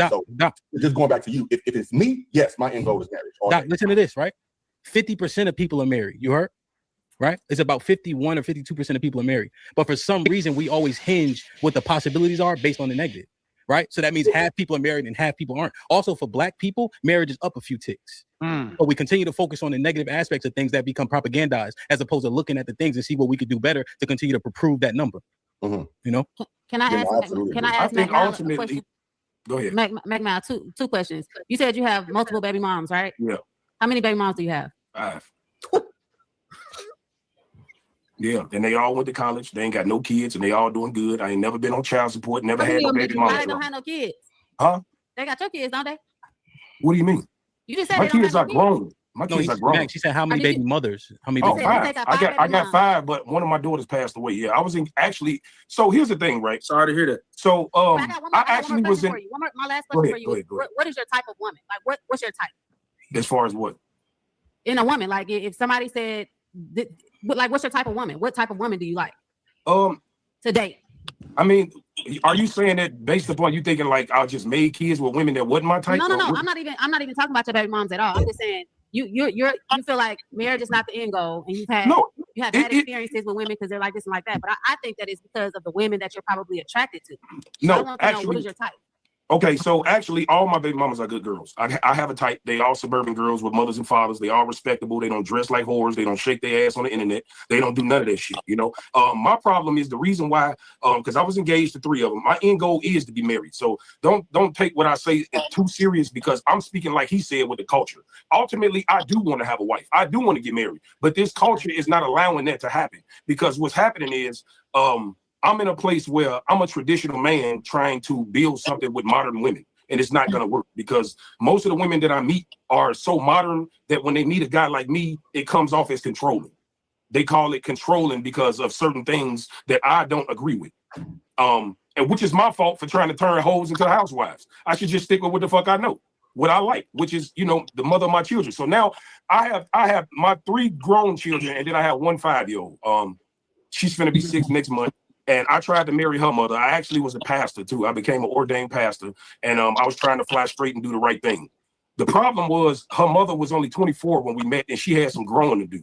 So basically, I tried to make a wife out of somebody who hadn't found themselves yet, and they wasn't willing to get on my program because she felt like she had to find herself, which was rightfully so. So I had to let her find herself. It wasn't like we broke up on bad terms. It's just she wanted to find herself. I knew what I wanted, and so that I tried it, and I was all locked in with that situation. When we broke up, I just didn't do it no more. I didn't allow myself to fall for anybody no more because I felt like shit. So it's like trauma, basically. No, it's not trauma at all. I'm not traumatized, baby. Why would you think it's trauma? Why would a lesson learned be trauma? I mean, you just kind of made it sound like trauma. No, that's not you took Did it sound like? So I wanted to stop there because I thought it was very interesting because they're going to go to hear how people hear what you're saying. He took his lessons as no, it was just lessons. Like it was, the woman takes it as trauma.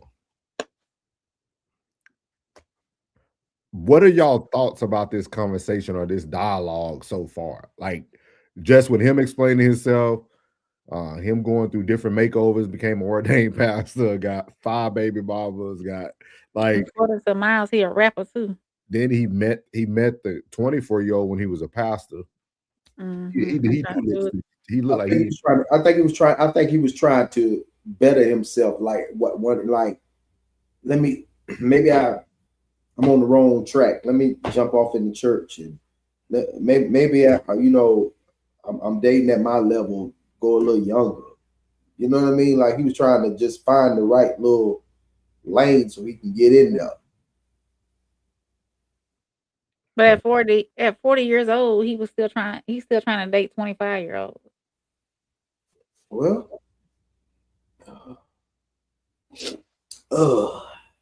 is there? But that 25-year-old didn't want to get on his program. Yeah, that 25-year-old, that monkey still got juice when them legs spread. Rain, do you feel like there's a problem with the age gap? Absolutely. Why do you say that? Because that's 25 and that's 15 years. 25 and 40 is 15 years. Now, if it was 40 and 55, that's different. There's still some maturity to go through. You know, from a 25-year-old brain is just now coming into full development. Mm-hmm. If she was 40 and he was 55, that age difference is different. That person got some experience on them, a 40-year-old. 55. So I think he's choosing the wrong women. So is it truly an age gap or a maturity gap? Maturity. Okay. Because I think we keep saying the age. So the age, because there's some 24-year-olds that probably be more mature than some 45-year-olds. You're right. Depends on life experiences. So with that, with you having now those two things together, do you still feel it's an issue? Yeah, his picker is off.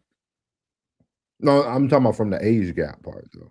What about it? What if that 24-year-old was a mature 24? If she was ready to get on his program, then yeah, he would have had what he desired. But she wasn't ready. She still wanted to be out. And how do you feel about a man saying he needs a woman to get on his program? That's leadership. So you'll follow his programs? Absolutely. Okay. If the program is where it needs to be. And not all over the place. See how quick those conditions come out, plug? Oh yeah.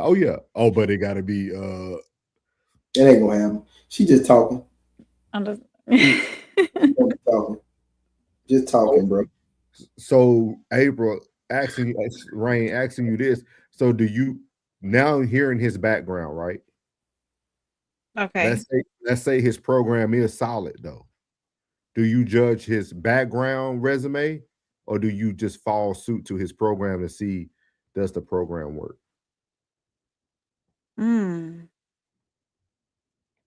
I want to know why he keeps making mistakes though. See, the proof will be in the pudding, baby. That's what I would want to know. Why is he still making mistakes? He got 5 different baby mamas. Why do they have to be mistakes? What if every one of these were because of the woman? We just witnessed Dante Wiley getting taken for $400,000 yesterday and putting kids on a wheel. So we know that not every scenario involves the man making the mistake. Yeah, you're right. I'm just asking you like open dialogue questions. Like, Oh yeah, I mean, it's honestly, I would need if he presented himself to me and was interested in me, and I knew that he had 5 kids by 5 different women. That's a turn on. That's a red flag. It really is. What makes it a red flag? Because why didn't you stop? Why did you have to have 5 kids with each? Why did you have to have a child with each woman you met? I don't think that was the plan.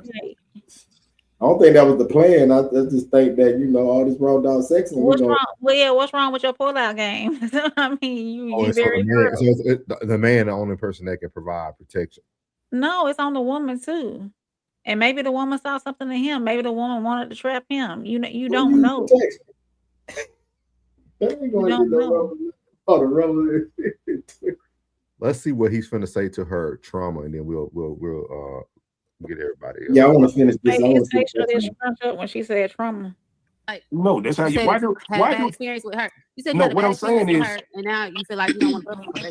No, what I'm saying is, why does when every time a man goes through some things or explains the situation, he got to be traumatized? I don't get anybody. That's anybody. Well, no, that's not, because everybody is not traumatized. Certain people learn lessons in life. It's not trauma. It's just a lesson learned. It's not trauma. Everybody's not fucked up in the head. Okay, it's just a lesson learned. Trauma occurs when someone experiences intense fear, helplessness, or horror in response to overwhelming events or circumstances. I literally just told you we didn't break up on a bad note. I literally just said that. So where's the trauma? So you are open to being married again then? Absolutely, yeah. What I'm telling you, I'm agreeing with the brother in the bottom. This culture is not, I'll say the circle that I be in, okay? Because I'm not in everybody's circle. It's 8-9 people on this panel. Right. I'm not in y'all circle, so I don't know what y'all see on a regular basis. Just like Truth said, how many IG models do you see on a regular basis? I see a lot, but I see about 98% of regular people. With my regular what about the women that just want to be married but don't want to be wives? Well, that's big. Well, this is you see her hat. Oh yeah, talk about the P management. Good P. That's why I said what I said. They just want the wedding. They just want to take nice Instagram pictures. They just want the rock, but they don't want to be wives. That's why I said I was a wife. I cooked 7 days a week. I birthed his children. I did his 2 bids. We hustled in the streets together. I worked while he was in prison. I helped take care of his family while he was in prison. He came home. He cheated. He did wrong. I took him back. He'll buy me another ring. I take him back and still mess with him. So I'm not bitter. I'm not heartbroken. I believe in love. I love love. I noticed that. But it's like if I meet into you heard what he said. That person, if I meet that person, I noticed that she stayed away from calling you traumatized. So I get what you're saying. So I'm not traumatized. I didn't. No, we didn't. You didn't hear what I said. We co-parent. We're great. We're great friends. Actually, I think we're better as friends as we was husband and wife. We get along great. We have a son that's at college. What was the straw? Like, what was the straw that made you want a divorce? It just was like, all right, what you gonna keep letting a nigga fuck on you, or you gonna get up and you gonna keep it moving? Right. So where's the traumatized? Why you didn't say she was traumatized? Me and my BM just split on a good note. Right. I will tell you how it was. I actually paid my baby mama rent 6 months when I left. The fact that the word trauma is so detrimental for you, let me know that you might be a little traumatized. No, I don't think he's no. You know what, sis? I'm gonna be honest. I don't think he's traumatized. So hold on, just 1 second before we go a little deeper, right? Because we cooking. This is entertaining. I want you guys to hit the likes. I'm gonna bring y'all back up. Tamika, I got you. Sure. I want y'all guys to hit the likes. I want y'all to hit the super chats. Turn it up, man. Show my man DJ him some love. If you like what's going on tonight, if you're on Instagram, come over to the YouTube channel. The YouTube channel is nothing but the truth podcast. It's nothing but the truth podcast. All right, now that we got that out the way, we are going to continue with this conversation. And so we were talking about traumatized. And Tiffany, what's up? Mel, the specialist, what's up? Let me make sure I muted everybody or whatever the case may be. So I just wanted to say this. Make sure y'all hit the likes. It's the thumb up at the top of the screen. Hit the super chats as well. Turn this shit up if y'all like the live, man. We in here. We're going to talk about it tonight. So we talked about traumatized. And the word that's triggered me, because I'm triggered now, I'm not going to lie. You said that you and your ex. Hold on, somebody's shit is like making the chat staticky. I don't like that. Hold on, let me find out who that is. All right, so you said that you and your ex are friends. The one that cheated, you did the bids, you were the wife to. My ex-husband, he was all I knew. I was with him since I was 16 years old. He was all I knew. And so you said that you guys are friends. And so my question, go ahead. So you said that you guys are friends, and I want to know, how is that possible? Well, for one, we have 2 children. Our oldest son is in college. He's all American in football and track. And then we have another son that's a running back that's doing well. He didn't allow what we went through stop him from being the father that he was. I divorced him for being a bad husband, not a bad father. So our relationship, wait, let me finish.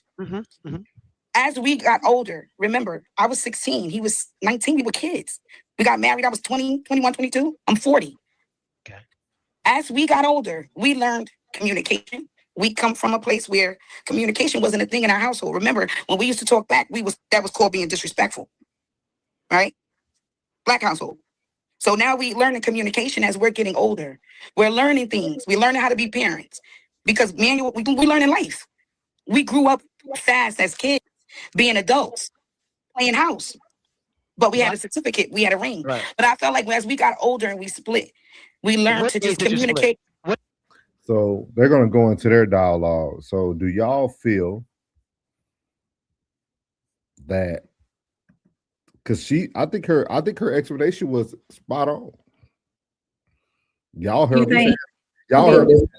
I always told people I was a horrible husband and a great father. I can relate to her whole conversation right there. Like, it's funny to me how Truth doesn't feel that, like, how y'all friends. That's what father and a mother of your children should be. Like, what are y'all like here? This is crazy. What are y'all thoughts? What are y'all thoughts? If that was what was needed, for she chose to leave because of the infidelity, but she also recognized that he's a great father and they're friends. One has nothing to do with the other. Yeah. I think Truth, I ain't even watched it that far, but I guarantee you Truth is going to go into more about him having access to you. I think that's what most men don't like about women with children. If the father is active. Right. If the father is active, I think a lot of men don't like that. For now on, up to 18 years for sure, you're going to have access to this woman. Like, definitely. Yeah. Actually, it should be like 15. By the time that baby get that cell phone, y'all don't need to be talking to them. So you don't think they should be talking after a certain age? I'm talking about, like, it's strictly business. You know what I mean? Like, the only thing we should be discussing, like, say, if I'm the cooler parent and and you ain't the cool parent, that means that she or he ain't gonna be able to tell you everything, but they tell me everything. So I use discretion on the things that I tell you that I feel like you should know, so you could be on board. Like, saying, okay, this is some things that she don't like about you. You might want to work on this. You know what I mean? Because I want y'all to have the same type of relationship that we had, or at least a better one than y'all. So I'm gonna take this, but this all this other stuff that my baby telling me, I'll be this ain't for you. So do you think that he would have gone into asking her why she didn't stay, why she wasn't more tolerable of his infidelity? No, I don't know. I wouldn't watch that. Let's get to the chats real quick, and then we'll play like another 2 minutes, see what he says. Like, I don't know. That's a good question. Joe said 5 is crazy. That's why I like real time reaction. You can actually piece it all together. Right. Miles said Mac Mall is a rapper. Ted said he's making sense. You would say that. Sco said I got 5 kids, but 4 of them are by one woman. 5 different baby mamas is crazy. Miles said she's trying to set Miles up for an attack. Yeah, I kind of disagree with Rain. I think he got a good picker. If he got, well, why did he choose 5 different times? None of them put him on child support. That's a pretty good picker. That's a pretty solid picker, dog. That's a pretty solid picker, dog. Well, mine wouldn't be on child support either if he was a great father.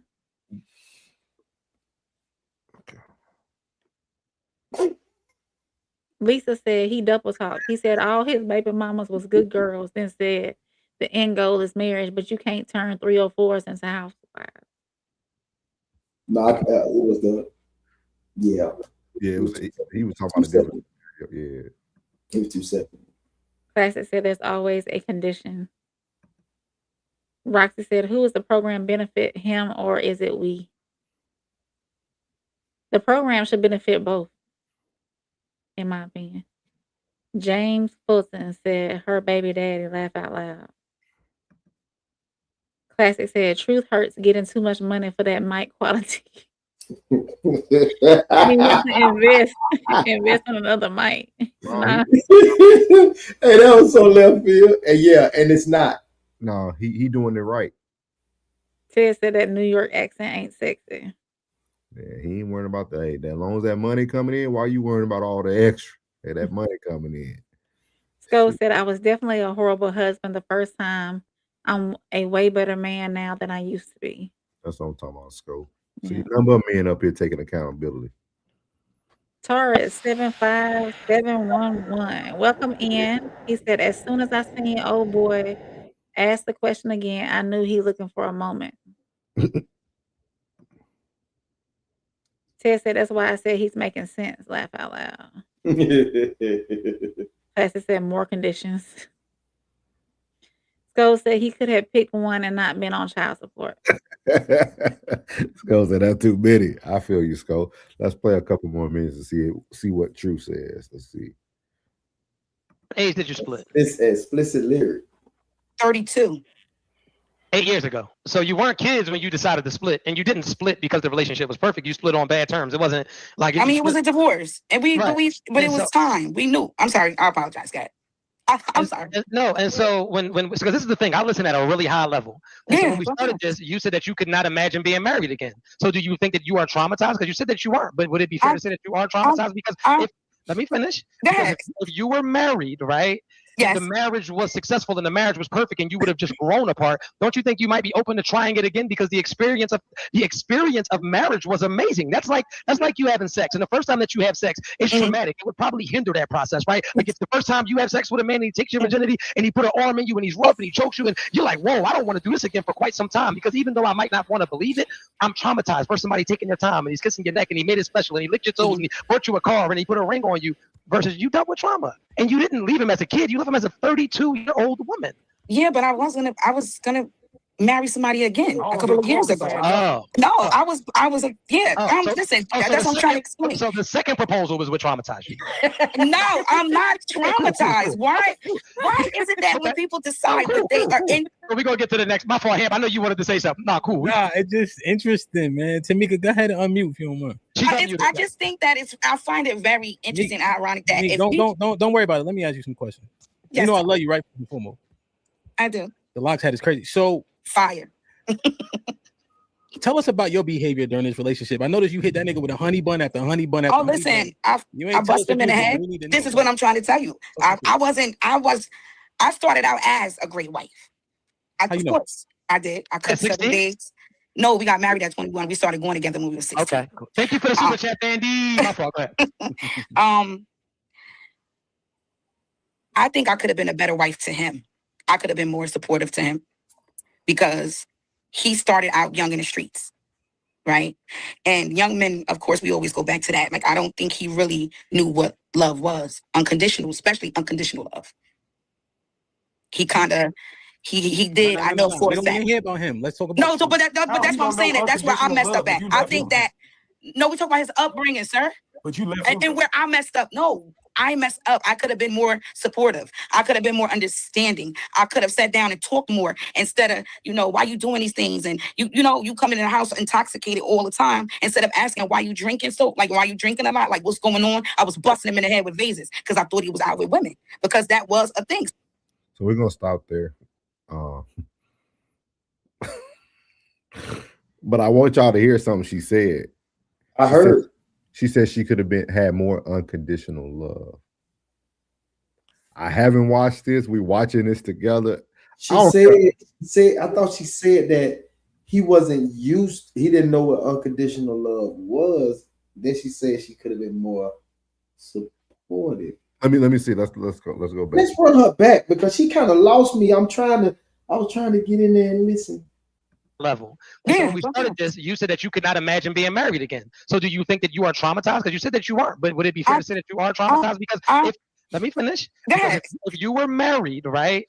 if the marriage was successful and the marriage was perfect and you would have just grown apart, don't you think you might be open to trying it again? Because the experience of marriage was amazing. That's like you having sex, and the first time that you have sex is traumatic. It would probably hinder that process, right? Like if the first time you have sex with a man and he takes your virginity and he put an arm in you and he's rough and he chokes you and you're like, whoa, I don't want to do this again for quite some time, because even though I might not want to believe it, I'm traumatized for somebody taking their time and he's kissing your neck and he made it special and he licked your toes and he bought you a car and he put a ring on you, versus you dealt with trauma and you didn't leave him as a kid, you left him as a 32-year-old woman. Yeah, but I was gonna marry somebody again a couple of years ago. Listen, that's what I'm trying to explain. So the second proposal was what traumatized you.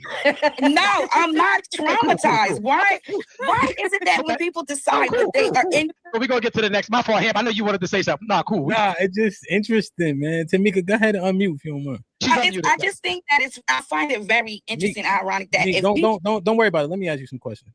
Yes, you know I love you, right? First and foremost. I do. The Locks hat is crazy. So fire.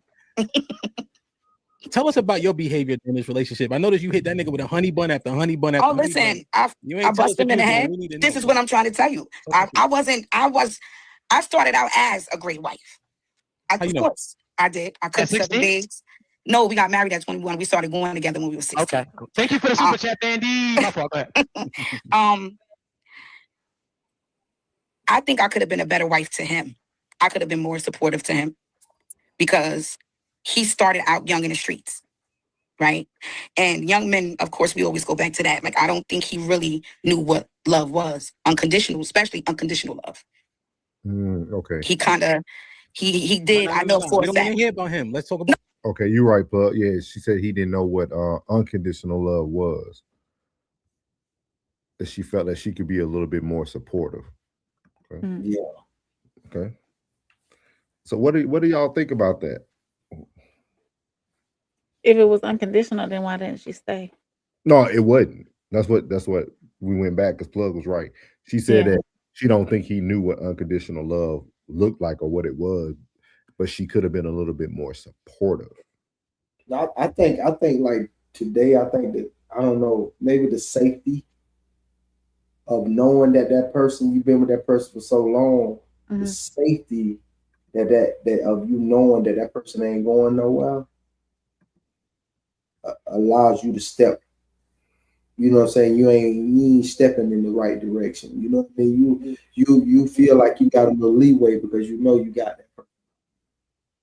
I think he knew that he had that type of love. I think he knew he had that type of devotion, but and that what made it messy. You know what I mean? But he in the streets though.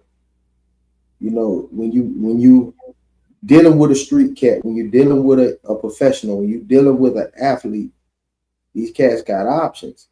You gotta know what you setting yourself up for. And sometimes, if the clothes, the jewelry and the cars and the penthouse, whatever y'all got going on comes with that, you got it. That's just like the game. If you out there selling dope, you know what I'm saying, that you getting that fast money, you stacking up bread, just know that the snitches come with that. Just know that the trifling haters gonna come with that. The trifling women come with that. The gunshots, the stab wounds, everything come with the game. You gotta accept the game. If not, if you don't want to accept the bad, don't accept the good. Don't take the good. You can't. They say you gotta take the good with the bad. Yeah, that sounds good. But if you don't want none of the bad, if it's five bads and 3 goods, if you don't want one of these bads, don't take none of it. Don't take none of it, bro. Because they come with the game. And that's just what it is. Everybody want to exclude. Well, they want somebody that's an exception to the rules. No, ain't no exception to the rules. Just know that all that comes in that territory. Just know that, young lady, when you said you want 6 foot, 6 figures, guess what? Other women is in there too. So if you don't want that, then you can't have that either. You know what I'm saying? You just can't have. You can't have both of them. You can't have your cake and eat it too. Or think that he's an exception to the rule. That come with the game. Yeah, it might be 5 or 6 years. He was on the straight and narrow. But he get the 6 years and 3 months. Guess what? It's dang-a-lang season. Or or he might be tooting and booting. What is your thoughts, Rain? Maybe instead of, like she said, if she was more supportive, instead of always trying to go upside his head all the time and chastise him, and maybe if she was able to direct a little bit more as far as her unconditional love goes, then they might still be together. I don't know. It just all depends on if he wanted to change or not. Not necessarily change, but just like clean up what he was, how he was living. Oh, you said Desco. Yeah. At least she's taking account. Absolutely. At least she's taking accountability. Mm-hmm. Pastor said that's domestic abuse. It is. Ted said by her own admission, she is not a good wife. Taurus said she seems reactive. Absolutely, because she was ready to speak the whole time instead of letting him get his thoughts off. So yeah, I saw that. Welcome, Taurus. Sko said they were together 16 years. Sometimes you just grow apart from a person and that's not your person anymore. How do y'all feel about that? You think you can grow apart from somebody? Yeah. In their situation though, I don't know if they were ever together though. I think she was like his street homeboy. Like, I think she looked at herself as his girlfriend, but I think he looked at her like, this the homie I know I can rely on. She held me. That's gonna always be there. She sounded like it. I held him down all his bids. Like she said I hustled for him when he was in jail. Like, so like as friends. Like you just seem like a down person for him at this point. Like, and then y'all love was shown through so much violence. Like, you literally admitted to you hitting him in the head with vases because he come in the house drinking. You ain't drinking, but you ain't hitting him because you think he's like an alcoholic. You hitting him because you think he's cheating. Yeah. Like, so I think she almost takes more pride in holding him down when he was isolated, and then wanted to still control him when he was out. Because she took the reins of the leadership and the control in the household while he was locked up, basically. And that she didn't want to relinquish that when he got out. So you seen two alphas at each other. Mm-hmm. And now great points. What is that? Great points. Yeah. That's why you see she ride on her boys real heavy. Oh yeah. She think being good was her boys being D1 athletes, this, that. Like, they don't even. She's still in a immature mindset. She just don't know it. She has some good lingo, but then when you listen to her deep down, she's still not to be developed. She sounds like a dude though. Like a proud dad. You know what I'm saying? Like, for real. She sounds like she had to be on those. I was shocked that she had a man. I'm thinking that she like women. Ain't nothing feminine about her at all, man. Yo, I like that locks hat. Fire. Yeah. Yeah. Miles said to Rain's point, her brain wasn't there yet. That's what Soulja said too. Skull said everybody can't go on the journey with you. That's true. And he probably was cheating. She just never knew about it. She said infidelities. She knew. He wasn't cheating, man. He was living his life. But you can't even. But can you blame a man that walks in the house and get attacked by a vase? Hey. She lucky she ain't in a morgue. Right. Ted said, I'm going to beat you. Public service announcement for content purposes only. If you hit me with a vase, I'm gonna beat you. I'm gonna whoop you real good. So you'll never pick up another vase. Stop hitting on people's kids. Ted said relationships require constant maintenance. If you aren't into that, then don't get in one. Ted said you only grow apart when maintenance isn't mutual. Really? I don't think so. Said all you have to do is give them a mic and let them talk. I don't think she said anything bad. I think I think her form of accountability and her transparency is a form of her growth. I think if she got on the right panel, somebody could align her accountability and she can move forward accordingly. Yeah, then she can find the right woman. Yeah, you so stupid. And then yeah. Tamika, I'm just bullshit. Hey, Mika, I'm just bullshit. I'm your friend. You said, April? Self-therapy. Yeah. No, Tamika, this hat is fire. Hot fire. Dylan. Kay said 100. Yeah, I'm telling you, I think she's in the right direction, but now she has to go somewhere where her voice is not just for content. It needs to be for her to evolve. That's all it is. So her skirt. Yeah, so but man, we appreciate everybody, man. Tonight was a very, very good night, man. I want to shout out to Roxy again, man. That was a great part of the segment, the icebreaker. I don't know if you got to hear any of it, Plug. I did. Very, very good, very interesting story, man. So hopefully we get to unbox it. I'm gonna leave all that up to Rain getting that set up. So if y'all don't see Roxy again, you won't see Rain again. Look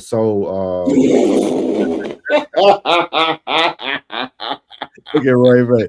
Hey, you are being lost. You are being held accountable, man, on live TV. Yeah, damn, that's an ultimatum from hell, wasn't it? If you don't, then you won't. Rain did a great job. Rain did a great job getting it all set up for today, getting her the link. We appreciate it. Hopefully we get her up here again, man. I'd love to just kind of keep unboxing it on a weekly or bi-weekly basis, man. Super dope, super dope, man. To have those type of talks at the beginning. But yeah, man, we appreciate y'all, man. Very, very good show. Make sure y'all catch everybody that's a part of the Raw Society Coalition. You got your boy Uncle Plug with 2 G's at Uncle Plug TV. You got the Raw Society First Lady at Soft Rain or Conversations with Soft Rain. You got myself at Souls of Thought. You got our boy Tez at the Tez Down. And then you have the classic codes. If you're looking for his music, you can find it on SoundCloud and other platforms at B Class. B Class will actually be giving you guys a full show after. So make sure y'all are live at the Darien on 13th February. That's coming up. It's quick. It's coming around the corner quick. Yeah, we like what? Fast. Like 29 days out, something like that. Not too far. No, it's 31 plus 14. What is that? So 44 days out. We 44 days out. Everybody get your tickets while they last, man. They selling. Like Classy said on his show today, man. We actually have gratitude for everybody who make it. We're gonna make sure we meet and greet everyone who comes to the show. That's something that we're gonna make sure that we do. We appreciate everybody. Appreciate everybody that came in the chat tonight. Big Skull, Kay, Tez, Classic, Miles, Taurus. Who else was in this thing tonight? Roxy, Jane, Lisa was in this thing. Alicia was in this thing tonight. Ed was in here. Who else came in here tonight? Her birthday's tomorrow, y'all. Happy birthday, Alicia. Alicia, what you want for your birthday? Oh, you ain't there? All right, I ain't gonna get you there. Roxy says she'll be back. We appreciate it. We appreciate it. So we'll definitely have that coming back for y'all. Y'all make sure y'all be safe, man. Be safe tomorrow on New Year's Eve night. One of the most dangerous nights of the year. Make sure you're safe. Make sure you're able to see the new year with your family and friends. If God say the same, y'all might be bringing in the new year with the Raw Society Coalition. Who knows? So just appreciate everybody. Big Skull said happy birthday, Capricorn twin. All the Capricorns in the building. I think in a couple weeks, y'all. So we'll make sure we get her Cash App, Zelle, everything on the stream for y'all. So y'all can bless the white people with more of your white money. So other than that, happy New Year, family. Jason. Sko already letting us know he ain't gonna be here tomorrow night. Happy New Year, Sko. I'm gonna holler at y'all. Yeah. I'll blow up the ease. I see you on the second. We appreciate everybody, man. Y'all be safe, man. Again, look at the stream below. Live show 13th February there in Ohio. I mean, I said Ohio. I keep saying Ohio, Illinois. make sure you're there. Tickets are on sale.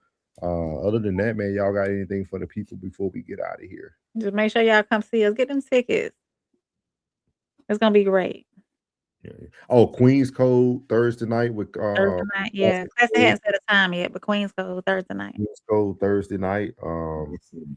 Let you guys know, me and Classic will be doing raw reels on Sundays from now on, so that we can make sure it's a day we can definitely get it up for you guys. And we still will be doing Sunday service as well. So yeah, shout out to everybody, man, who made 2025 a great year for the Raw Society, for everybody personal pages as well, man. 2026 is gonna be big, man. We already spoke it into existence a year ago, almost a few months ago, so we good to go, man. He said Happy New Year's from Miles, man. Happy New Year. Hopefully we can catch y'all tomorrow, man. But we out of here, man. Appreciate y'all. What's good, my Souls of Thought family? It's your boy Norris, and I want to tell you before you leave this video today, thank you from the bottom of my heart. And if you haven't already, make sure you leave a comment, hit the like button, share this content, and make sure you hit that subscribe button as well. And as I leave every video, God loves you, which is most importantly. I love you, you're beautiful, and your boy's out. Let go.